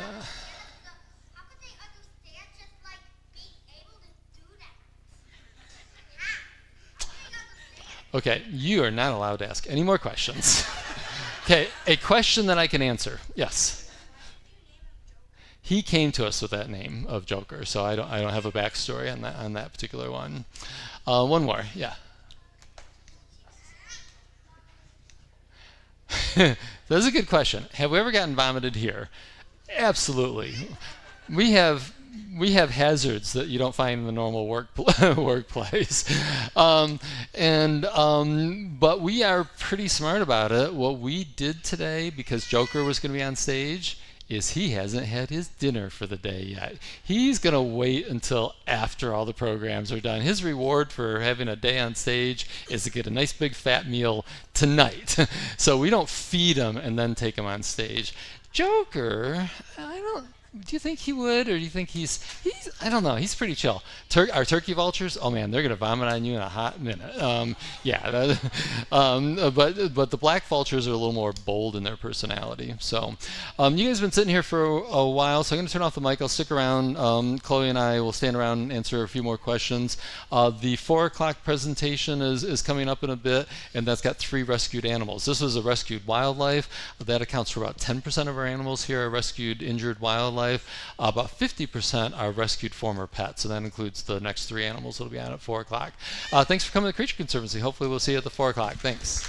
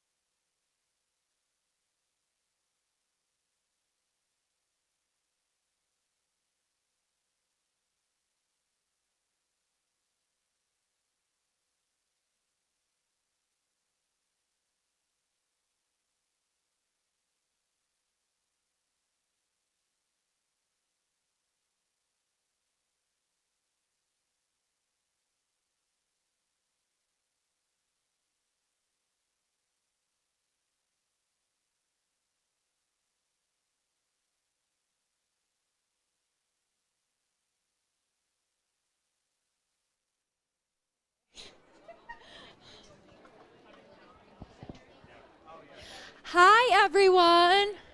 We are so happy to have you here at the Creature Conservancy. Welcome to our 4 p.m. program. Raise your hand if this is your first time here at the Creature Conservancy. Oh my goodness, yay! We're happy to have you here. Raise your hand if you've been here before. We're happy to have returning faces as well. Welcome. This month is Rescued Animals Month. Every month we have a brand new set of animals on stage. And so today you're going to be able to learn about the rescue stories of several of our animals who live here. But make sure to come back next month because it's our Boreal Animals Month and we'll have a brand new set of animals on stage. You'll get to see our clouded leopard, our chameleons, our carpet python, and one of our sloths on stage. And if you really enjoyed your time here today at the Creature Conservancy, you may be interested in purchasing a membership, which will get you free admission to open hours and our adult-only first and third Friday events. It will also give you discounts in the gift shop and for special events, along with advance notice for special events. So definitely think about it. If you do want to get a membership today, you can get your fee for today refunded in the gift shop. We also have some special events coming up. One of our very popular events are our yoga events. We have snake yoga on June 4th. And to celebrate Pride and the LGBTQ+ community, we have our second annual Pride event on June 13th. So make sure you sign up online for that. This is a 21+ event that will feature a queer creature feature along with some human performers. We also have a few spots left for our summer camps for 1st through 9th graders, so check that out on our website. And if you're interested in donating for our summer camps, we do have a wish list. We're accepting some donations, and you can check out our Amazon wish list on our website if you feel like donating. We also have our Adopt a Creature program, which we launched this year. You can directly sponsor the care for a specific animal. There are different tiers ranging from a signed letter from a zookeeper all the way up to a lifetime membership. And then finally, please follow us on social media and send us our pictures. You guys take amazing pictures, and we would love to see them. All right, thank you all for being here. I'm going to pass it over to Xavier to talk about our first rescued animal. Awesome. Thank you so much, Madeline. So the first animal that we are going to be meeting is a species of reptile that is native to parts of southeastern Asia. And this species of reptile is really unique for a lot of reasons, but the main reason is its size, because this species of snake that we're meeting is a reticulated python, and reticulated pythons are actually the longest species of snake on the planet. Now, they're not the heaviest or the largest by weight. That goes to the green anaconda, which just are heavier bodied snakes. But the reticulated python, like Ares that you see right here, is definitely the longest species in the world. Now, it's the females that get a lot bigger than the males in both this species and actually most species of animals. And that's partly because the females have to carry around the eggs and provide those nutrients for the offspring. But even at 12, 13 feet long, he is an impressive snake, an impressive size, and just a little bit too big for us to carry around the audience.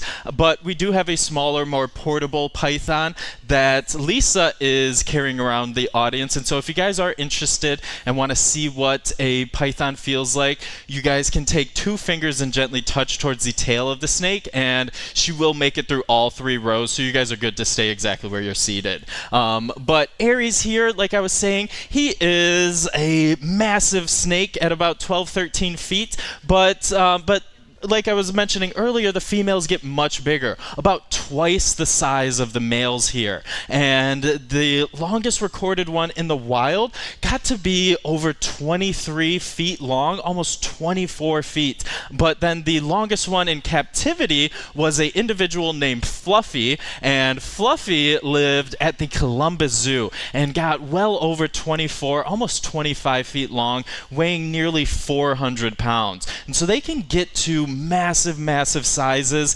and part of the reason they're able to get so big is living in those the jungles of southeastern Asia, they have a wide variety of prey that they would be hunting. But that size allows them to hunt large species of deer, boar-like animals, and they're actually the only known species of snake recorded to actually hunt and eat humans. And so people in those areas definitely fear and respect these snakes because of these abilities. But they're not just a big snake in size, but they also are incredibly agile and adapted to life in the rainforest. And you can see him sitting very comfortably on the branch. They are comfortable up in the trees on the rainforest floor or swimming throughout the many islands in southeastern Asia. So they are really versed for pretty much any terrain that they could come across. But they're constrictors just like most snakes, and so they're not venomous whatsoever.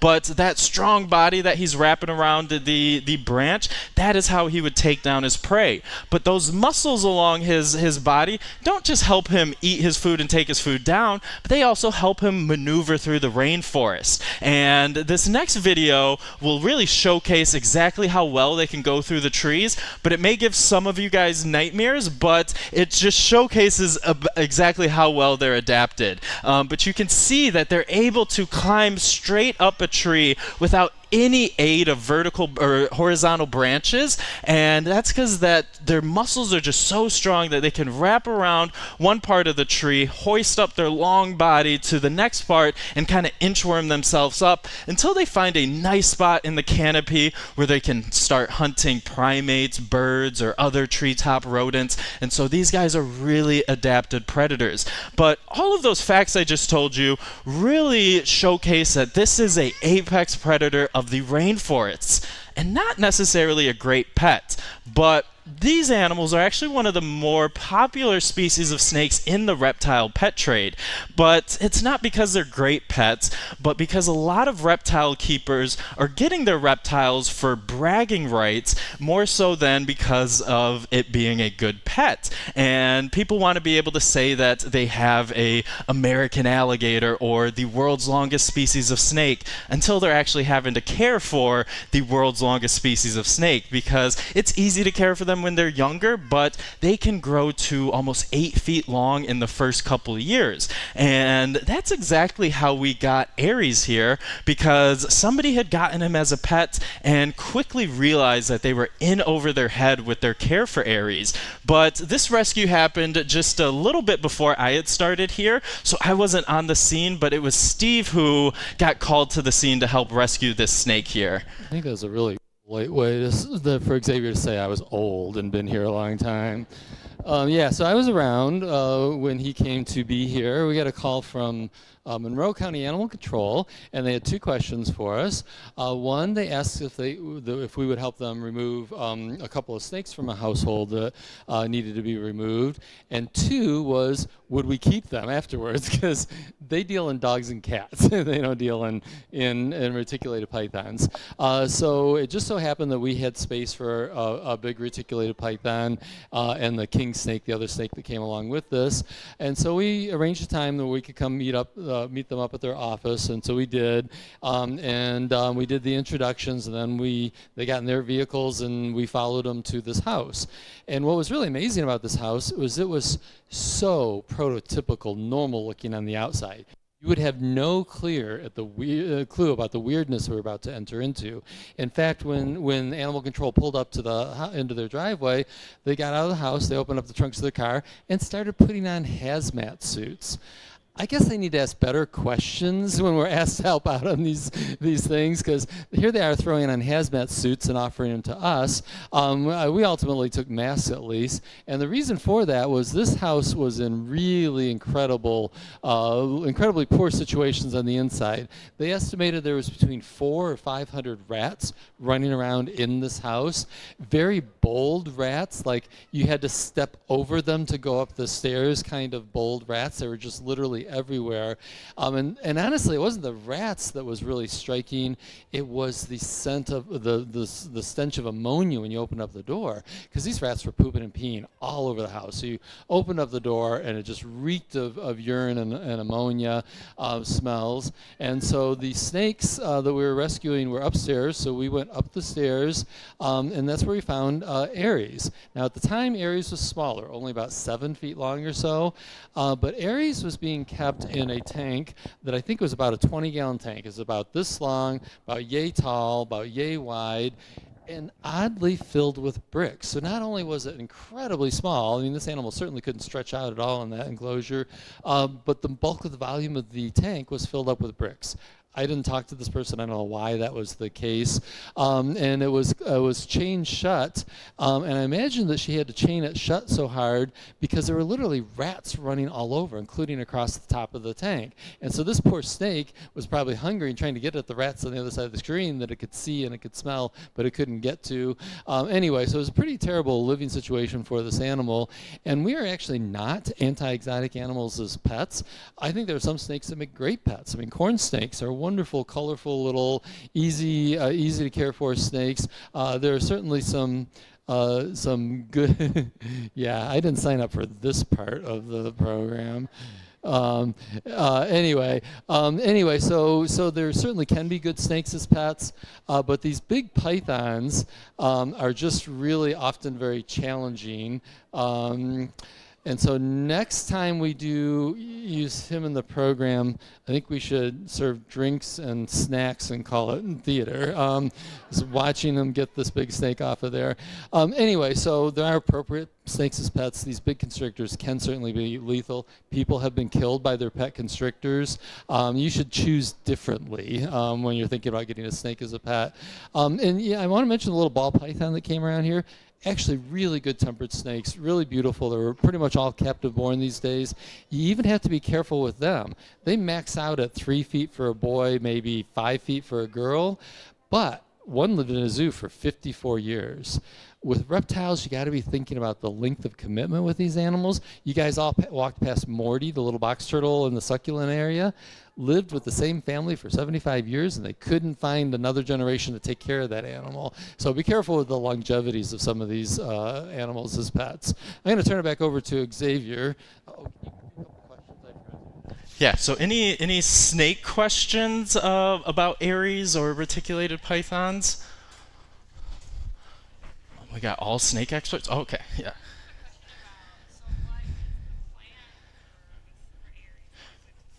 Yeah, so we are a endpoint rescue, so we don't sign up for rescues that we don't intend to house for their lifetime, and so our big snakes are all kept in the barn over there in those massive rooms, which is more than most places will be able to give their snakes, and so he has a lot of space to spread out.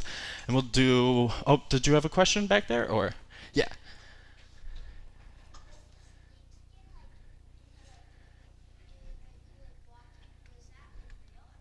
So the snakeskin that you guys were touching in the barn over there, that was real snakeskin that they shed off as they grow. And so that is, as they shed, they grow that. And so that's what you were touching. But our next animal that we are going to meet is really popular. Parents and adults may not know what this creature is, but your kids definitely know what this is. And we're going to be meeting some of our axolotls, and we're meeting Confetti and Splash. But axolotls have really grown in popularity over the last few years, whether it is their appearance in Minecraft, the mini stuffed animals that are being sold, including sold in our gift shop, or just their presence in social media and pop culture through memes. They have really become one of the biggest animals in pop culture. But these are fully grown axolotls, so they're not very big animals. They only max out at about 7, maybe 8 inches long if it's a big one. But then, thankfully, we do have great cameras that can get you a really good look at what this creature looks like up close. But even if you get an up close look, you're probably still wondering, what is that thing? What that creature looks like something out of a sci-fi movie or a Star Wars character, but in reality, it is a salamander.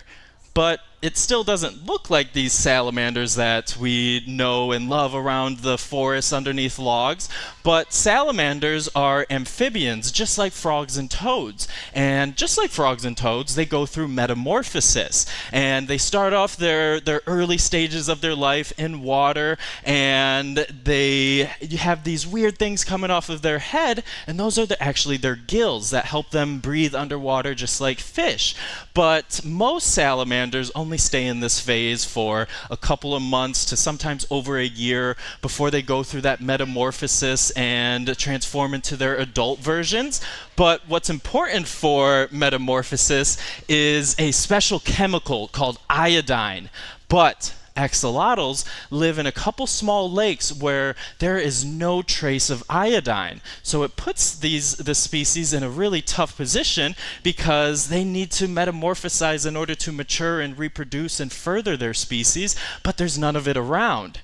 But that's not a problem for these axolotls. They have it figured out. They found a way to mature and reproduce without having to deal with the full metamorphosis. And it's almost like they've figured out the fountain of youth, or a way to stay a kid their entire life. They don't have to grow up and worry about debt and taxes and mortgage and all of the boring stuff adults have to deal with. But they can stay underwater their entire lives. But not only did they get the fountain of youth with this, but they've got some other cool superpowers with it as well. And one of those superpowers is the ability to regenerate parts of their bodies. Now, that may not sound all that special to you if you guys have been here. You guys have heard of us talk about lizards regrowing their tails and regenerating like that. And these guys certainly can regenerate their tails if a predator bites one off, but they take it up a couple levels, because if a predator bites off a full arm or a leg, they can regenerate that arm or a leg. But they take it up even further than that, because they can regrow important organs as well. If they lose part of their kidney or their spleen, they can regrow it. And if they lose part of their stomach or their lungs, they can regrow their lungs. And even their heart, their brain, their spine. Any part of this axolotl, if they lose part of that organ, they can regrow it. Now, they can't regrow their organs from scratch. They do need a certain percentage of it. Sometimes it's 20% of the heart or 30% of the lungs, but it allows them to regrow it to that full potential. And this really helps them get out from really tough situations with predators and just the hard life of living out in the wild. But it has also intrigued scientists, because when scientists hear about an animal that is regrowing important organs like this, their first question is, how do we apply that to us humans? And for decades, scientists have been studying these axolotls, trying to learn how to regenerate our hearts and lungs, but we haven't gotten that far, and that's because axolotls' genome, or their DNA, even though they're a lot smaller than us, their genomes are 10 times the size of ours. So they just have a lot more DNA, and scientists haven't been able to figure that out. But they have gotten a little bit closer with some clues that they've added into the axolotls, and one of those is a gene that they've introduced that causes the axolotls to glow in the dark underneath certain lights. And so you can see it most with the white or leucistic one, but underneath UV light, they will glow a fluorescent green, and this gives scientists a better look inside the axolotls to see actually which parts are growing back and which orders and stuff. So this is something that's not naturally found in axolotls, but has been introduced in axolotls in captivity over time.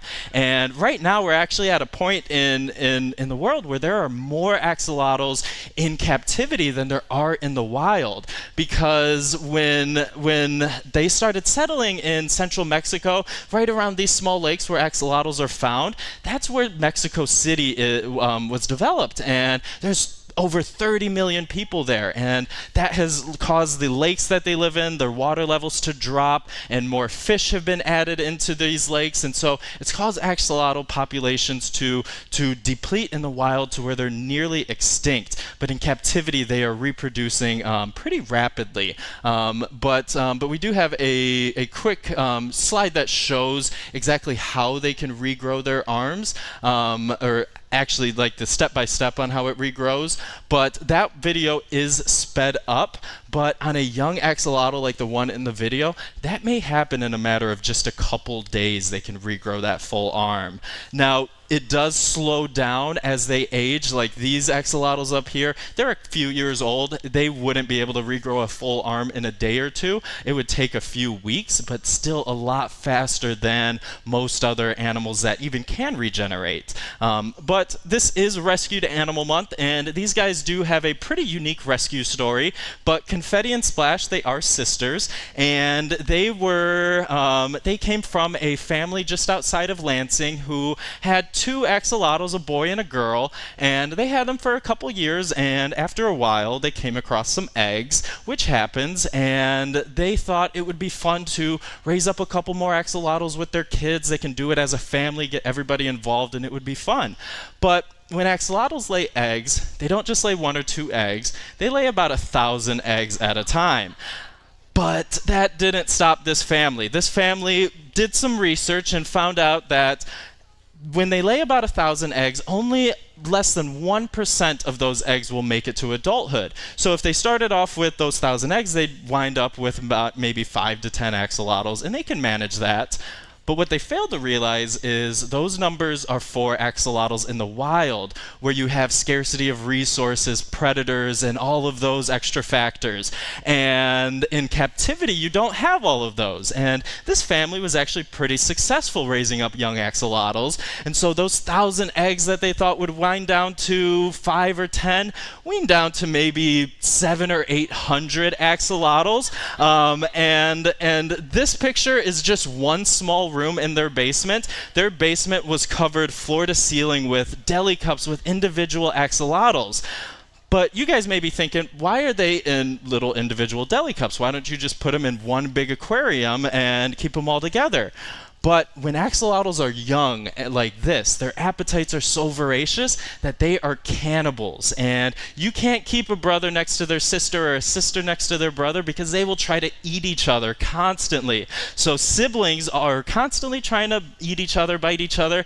And so you can't keep them together. So you have to keep them separate. But their appetites are still voracious. So you have to feed them once or twice a day. And when they're eating that much, they're pooping a lot. So you can't keep them in that same water the entire time. So this family, who just wanted a couple more axolotls, was now spending 4 to 5 hours a night doing water changes on their several hundred axolotls, and $70 to $80 on worms a day to feed these axolotls. And so they had just really gotten themselves into something they weren't ready for, and started reaching out to facilities like us and like the Belle Isle Conservancy to take in some of their axolotls. And we were able to take in some of them, but we couldn't commit to take in a huge chunk of their collection because as they get bigger, they need a lot of space. And so our axolotls are kept in big 100-gallon stock tanks, and as they get older, you can keep them together. Sometimes. These guys have grown out of their cannibalistic phases, but they have a sister Squishy, and Squishy has to live all by herself because she still tries to eat her brothers and her sisters, and so you have to plan for that as well. But they are fascinating animals, but not the best pet, and more equivalent to aquarium fish. And so a lot of people really like them because of their popularity, but not the best pets to have. But do you guys have any questions about axolotls? Yeah. So they can live for about like 15 to almost 20 years in captivity. So pretty good lifespan. But scientists studying them have injected them with iodine, and they will metamorphosize and turn into the adult version of a salamander. But at that point, they only live for a few months after that. Yeah. So we have 9 total. We had 3 from the Jackson Humane Society, and then those we've had for a couple years, and then the 6 we took in from that rescue were all siblings. But all right, I'm gonna pass things over to Chloe to talk about our next animal. Incredible. So I am so excited to introduce our final animal. You guys have definitely heard of this animal before. They're in our mythology, in our constellations, and they do star in our bedtime stories. So you may have heard of this animal blowing down the houses of little pigs, or maybe dressing up in grandma's clothes. We are bringing a wolf on stage. And wolves, because we have so many stories from all over the world, is because wolves are from all over the world. We know they're in the US and in Canada, but they're also all over Europe and Asia. So there are many different subspecies of wolf, and they come in some pretty beautiful colors. They can be this gorgeous black or slate gray or bright white, or a pretty classic reddish brown mottled color, which is pretty much exactly what you would see in Michigan. We do have wolves in Michigan, up in the UP most of the time. And the wolf that is coming out on stage does have this coloration. His name is Harry, and he will be followed by Sally. And Sally is just a dog, but she is his emotional support dog. So you will be seeing both of them up here. She makes him feel very comfortable when he's up on stage.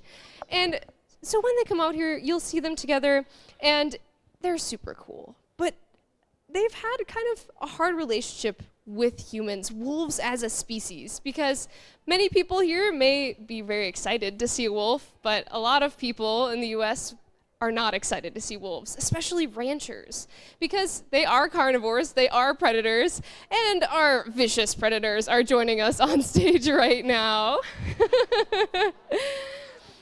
And so Harry is up in front with Steve, and right behind him is Sally. And Sally is a Husky Malamute mix, and Harry is mostly wolf with a little bit of Husky and Malamute in him as well. And so this is a very special relationship. But again, as I was saying, a lot of people don't like wolves because people are afraid that they might eat their cows or their goats because they are predators. And people love to raise medium to large sized hoofed animals, kind of the perfect size for wolves. And so it got so bad to the point that people were hunting, poisoning, shooting wolves so much that these places that had really robust wolf populations suddenly had absolutely none. And this happened in the US. In Yellowstone National Park, there was a very large population of wolves that had completely disappeared because ranchers in that area had kept killing them. And it's easy to understand conceptually, maybe in a textbook, that wolves are important. Most people have seen a food web before, and this is an apex predator. They are the top of the food chain. They're the ones that are eating the big herbivores like moose and elk and deer. And without that, there's nothing eating those animals. Their populations get out of control, and they start to graze all of the leaves and the bushes and the grasses, and then there's nowhere for the rodents to live and nowhere for the insects to be, and the birds start to disappear, and then everything gets so out of whack.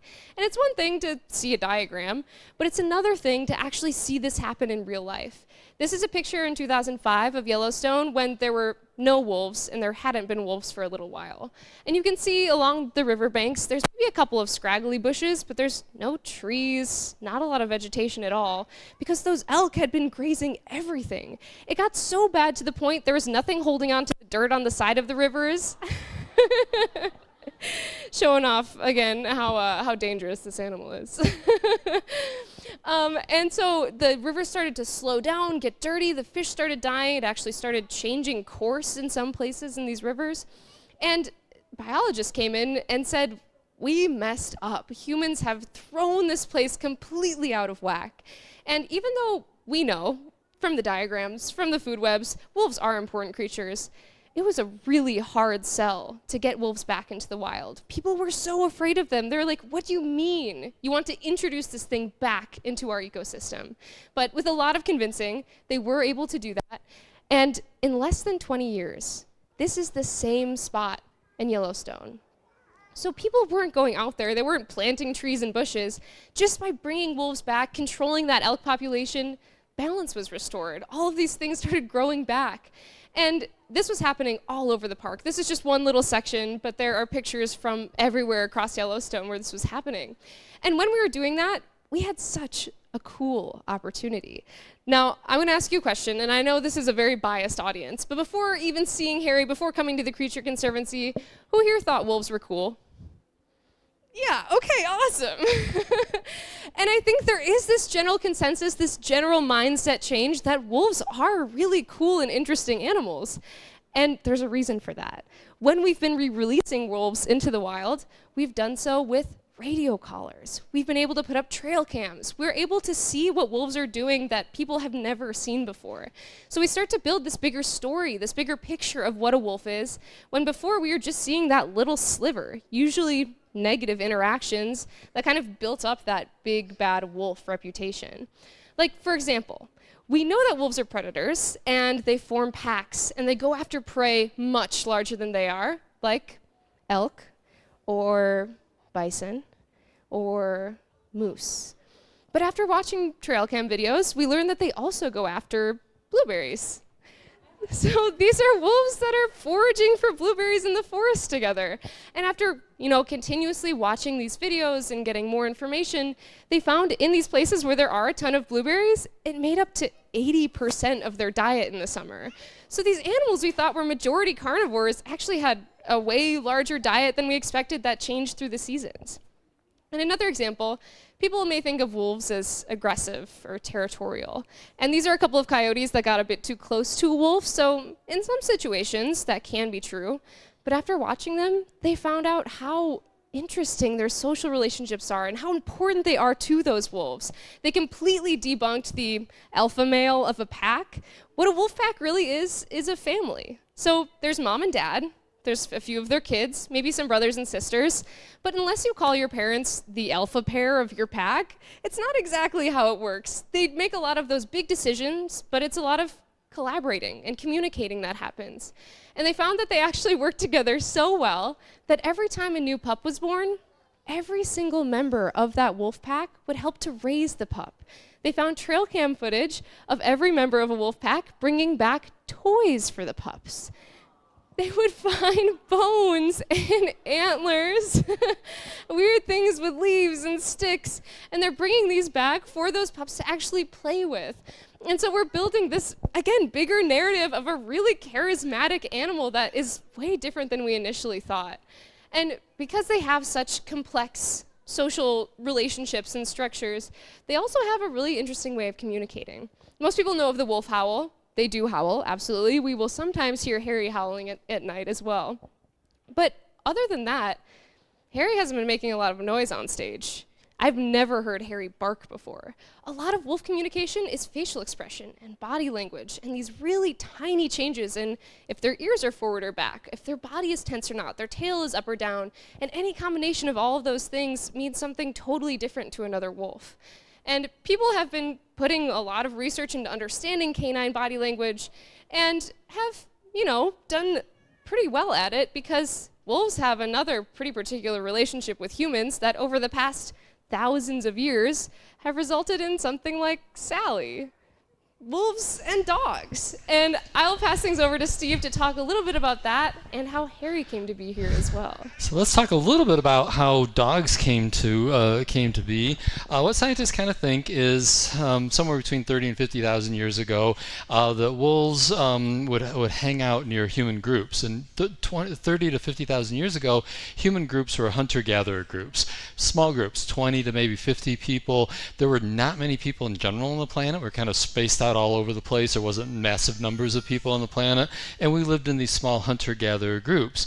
And we hunted big things, actually, things like mastodons. And it turns out that when you kill a mastodon for dinner, you have leftovers. Yeah, and the wolves would hang out near us, we think, and take advantage of the leftovers, the excess food that we would occasionally produce. And so it's very clear to see what the wolves might have gotten out of this relationship. What do we get out of this relationship? Sure, they eat our table scraps. What do we get out of the situation? Well, I got news for you. You guys, relative to wolves, have pathetic nocturnal vision. You guys, relative to wolves, have pretty poor hearing. Your guy's sense of smell is nothing compared to a wolf, and these guys are nocturnal predators. Isn't it kind of cool when these wolfy things hang out around camp, and if there's a cave bear moving through the area in the middle of the night when you're asleep, or a saber-toothed cat moving through the area when you're asleep in your cave, isn't it cool that these guys sound off with an alert call? You know what an alert call for a wolf is? A bark. The reason we have never heard Harry bark? He's never been scared here. He's never had a reason to bark here.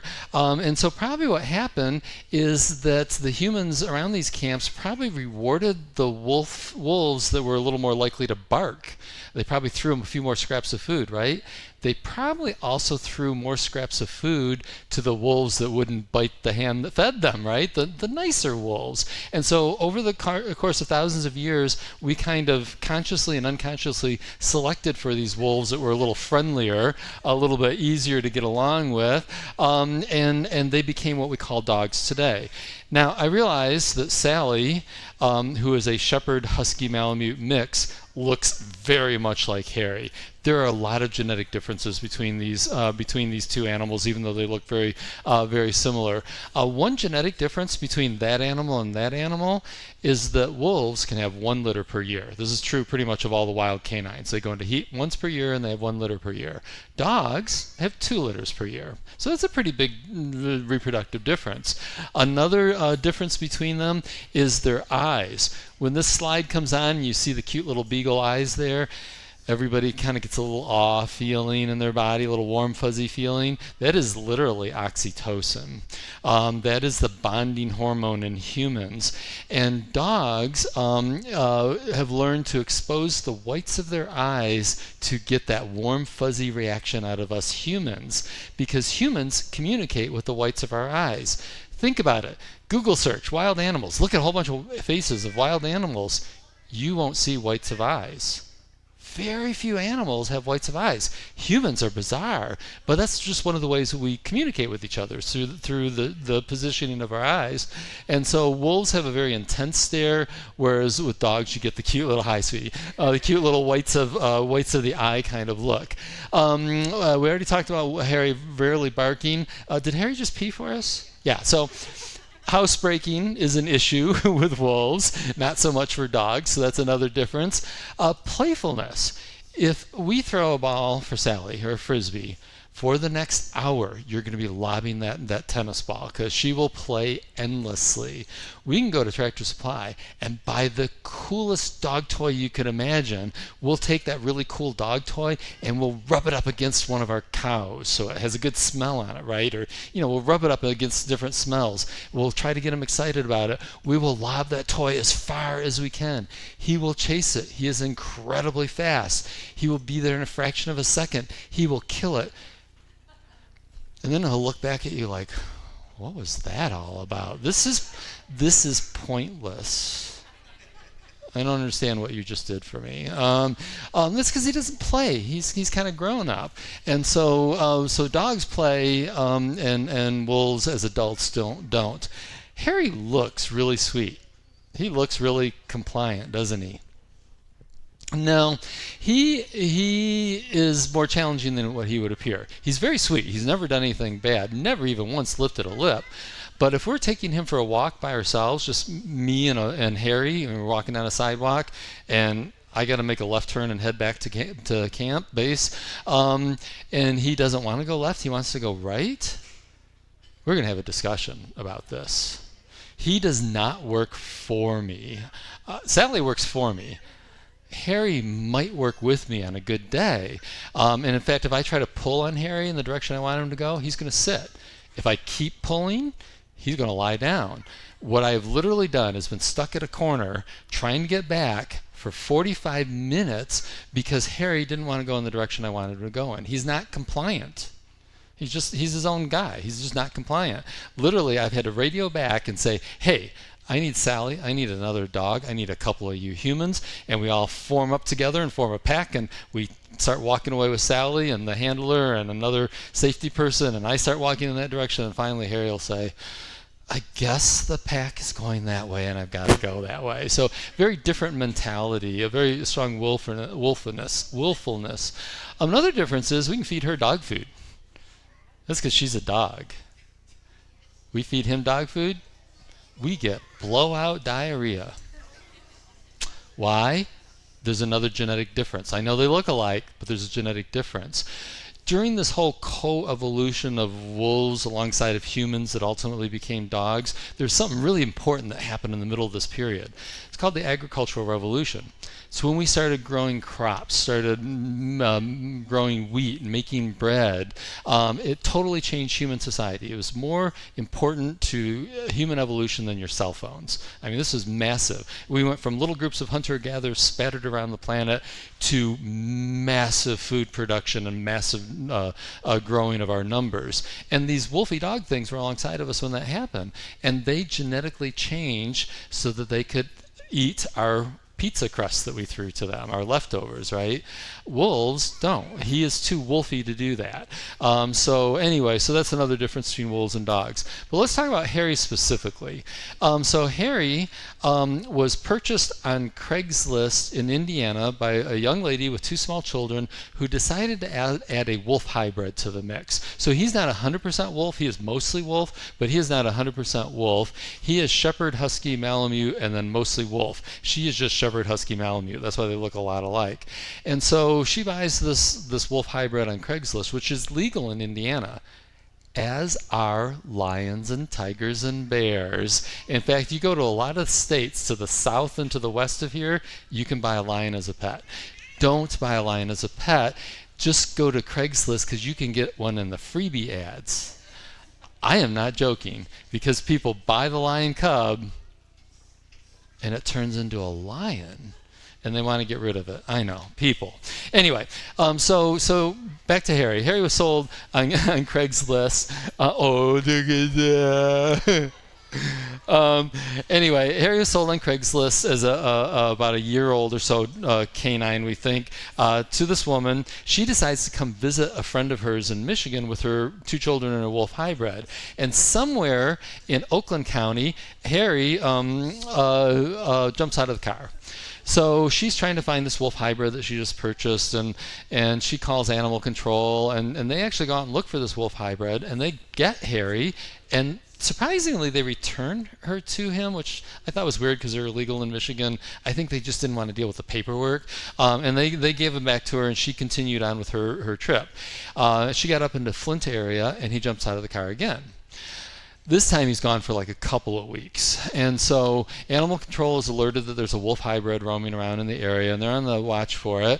But they're not finding it. A couple of weeks go by, and about 3 weeks go by, and this woman was having coffee, breakfast coffee, at her kitchen table in the rural area of Flint Township, and is looking out into her nice little backyard and sees a wolf running across her backyard.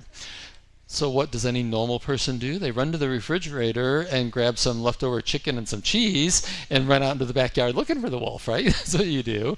And so Harry sees her, and he drops down onto his belly and starts crawling to her on his belly. He's starving. He probably hasn't eaten all that well in the last couple of weeks. He's got some injuries. She starts lobbing him pieces of chicken, and he's wolfing them up. I didn't mean to say that, but anyway, he's eating them up, and she makes a trail of breadcrumbs into her barn with the chicken and the cheese, and he goes into her barn, and she shuts the door and calls this guy, Jay. He's the head of animal control. So animal control comes and picks up Harry. So they call the woman, say, we found your wolf hybrid. She's back in Indiana. She's clearly realized that this was maybe too much for her, and she doesn't want him back. So Harry's stuck at animal control. And so Jay starts calling around all the zoos in the state. Binder Park, Grand Rapids, John Ball, and saying, hey, got this really cool wolf thing. It's really friendly. Would you like him? And it's like, well, he's a wolf hybrid. He's a dog-wolf cross, so he's a mudblood. We're not interested. So all the big zoos in the state say, no, he's not a pure animal. We're not interested. So they start calling around to smaller places and nature centers, and finally call us, and we say no. Twice. Why do we say no? Because my wife is equally as old as I am, and so she was around when wolf hybrids were legal in the state. She's a veterinarian who has dealt with wolf hybrids, and they can be very challenging. You don't necessarily know what you get when you are mixing these two animals together. Sometimes you get an animal that looks like a golden retriever that has this drive to kill large things at night. Sometimes you get an animal that looks exactly like a Michigan wolf. He's the exact size, shape, and color of a wolf you'd see in Michigan, but he clearly has a golden retriever brain, right? So you just don't always know what you're getting. And so we said no twice. Finally, Jay calls, and I get on the phone directly, and he says, look, there is no zoo in the state that wants him, and I cannot adopt this animal out to anyone in the state. It doesn't matter that he's real sweet, because they're illegal in the state. And so he said, will you please come up and look at him? And obviously we know the end of the story, and Harry's a great guy. But anyway, so that's kind of his acquisition story. I do have to say, I have the pleasure of working with Harry. I get to sit with Al the big alligator. I bring the cougar out on stage. I'll be out next month when the leopard's out on stage. I get to work with pretty amazing animals, and you know what I go home to? A dog. We endorse dogs. Dogs are great. This guy is way more challenging than you might think he is. Do we have enough people here to get a howl, do we think?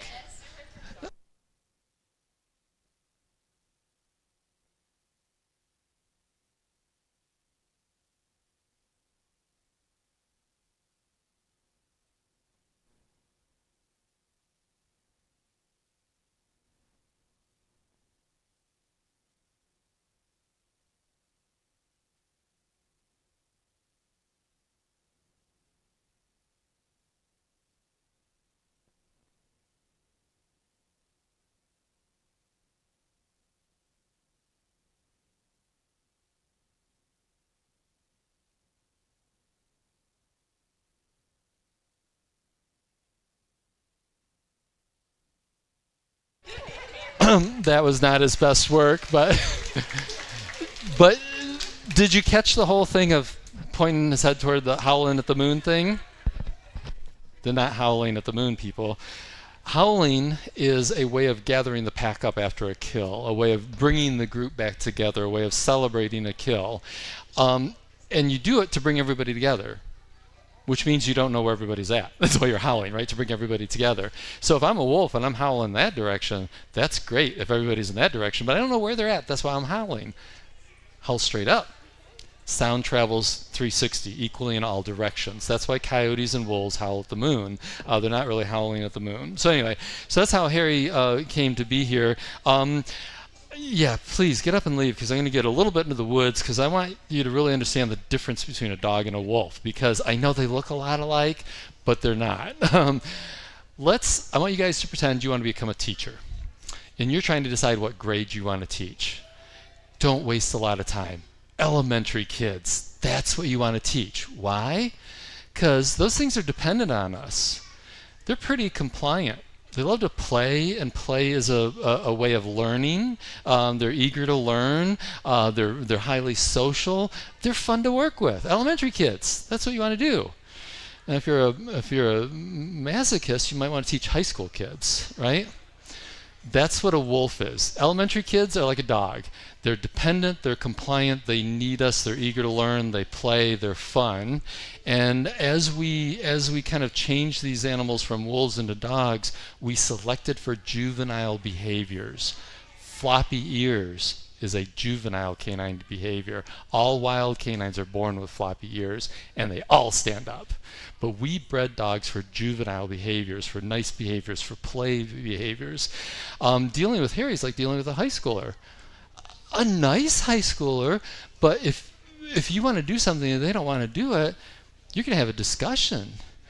And man, those high schoolers have sophisticated language. Sometimes they can articulate themselves exceedingly well with their sophisticated language. Sometimes they can win those arguments. They are willful. They can kind of take care of themselves mostly. You don't have much leverage, right? That's what it's like working with a wolf. Sally works for us. Harry works with us. It's a big difference in how you work with these animals. Anyway, any quick questions about wolves, wolf hybrids, Harry, Sally, anything you want to know about these guys? Okay, I'll tell you what, I'm going to let you guys go. Yes? Okay, so here's so Harry's name was not Harry when he came here. They named him, or possibly maybe the woman who had him, he was named Grey Wind. I believe Grey Wind is one of the wolves in Game of Thrones. I think somebody told me. I'm not sure. I couldn't stand that name because I kept thinking about something passing gas. I mean, now don't you think Grey Wind sounds like somebody passing gas? I couldn't do it. So he is not named Harry because of this. That would have been appropriate to name him Harry. You've seen, yeah.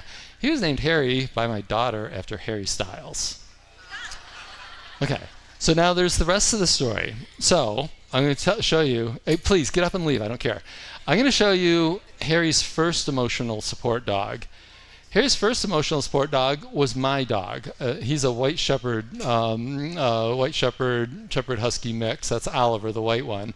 And they're having a fun game of chase me in the backyard. So that was his first emotional support dog. The problem is Oliver is kind of old. He's like 12 years old. Harry's a big guy. Harry outweighed him by 40 pounds. And I was afraid that Harry was going to unintentionally break Oliver because he's an old dog, had a bunch of hip surgeries and all that kind of stuff. And so I called Jay up at Animal Control and I said, hey, Harry's doing great, but I need to get him another emotional support dog. I can't keep using my dog.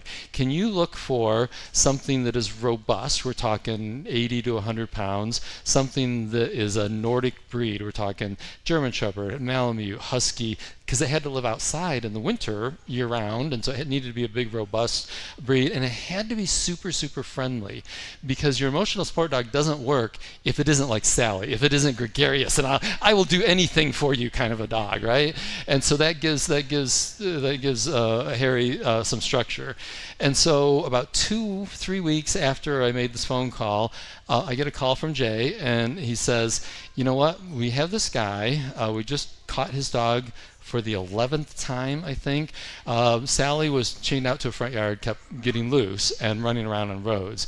And he said he came in with this dog. I thought this dog would be perfect for you, and it's really friendly, Nordic breed. I think it's the right dog, and I convinced the guy to surrender it because it's just going to get killed. If we just kept catching this dog, it was going to die. And so Jay puts this dog in his truck, and he drives it all the way down. Jay is the nicest guy in the world. He drives his dog all the way down, and he steps out of his truck, and he gets the dog out of the back of the truck, and she jumps out onto the ground, and she's all happy because she's just as happy. And he says, Harry, meet Sally. So Sally's name was not Sally, like Harry's name was not Harry. He renamed Sally to use emotional leverage for me to take that dog, and so Sally's name was actually Xena, I believe. And so anyway. I'm going to turn off the mic and just stand up here if you guys have any lingering questions. Hopefully we'll see you next month with arboreal animals. See you guys later. Thanks.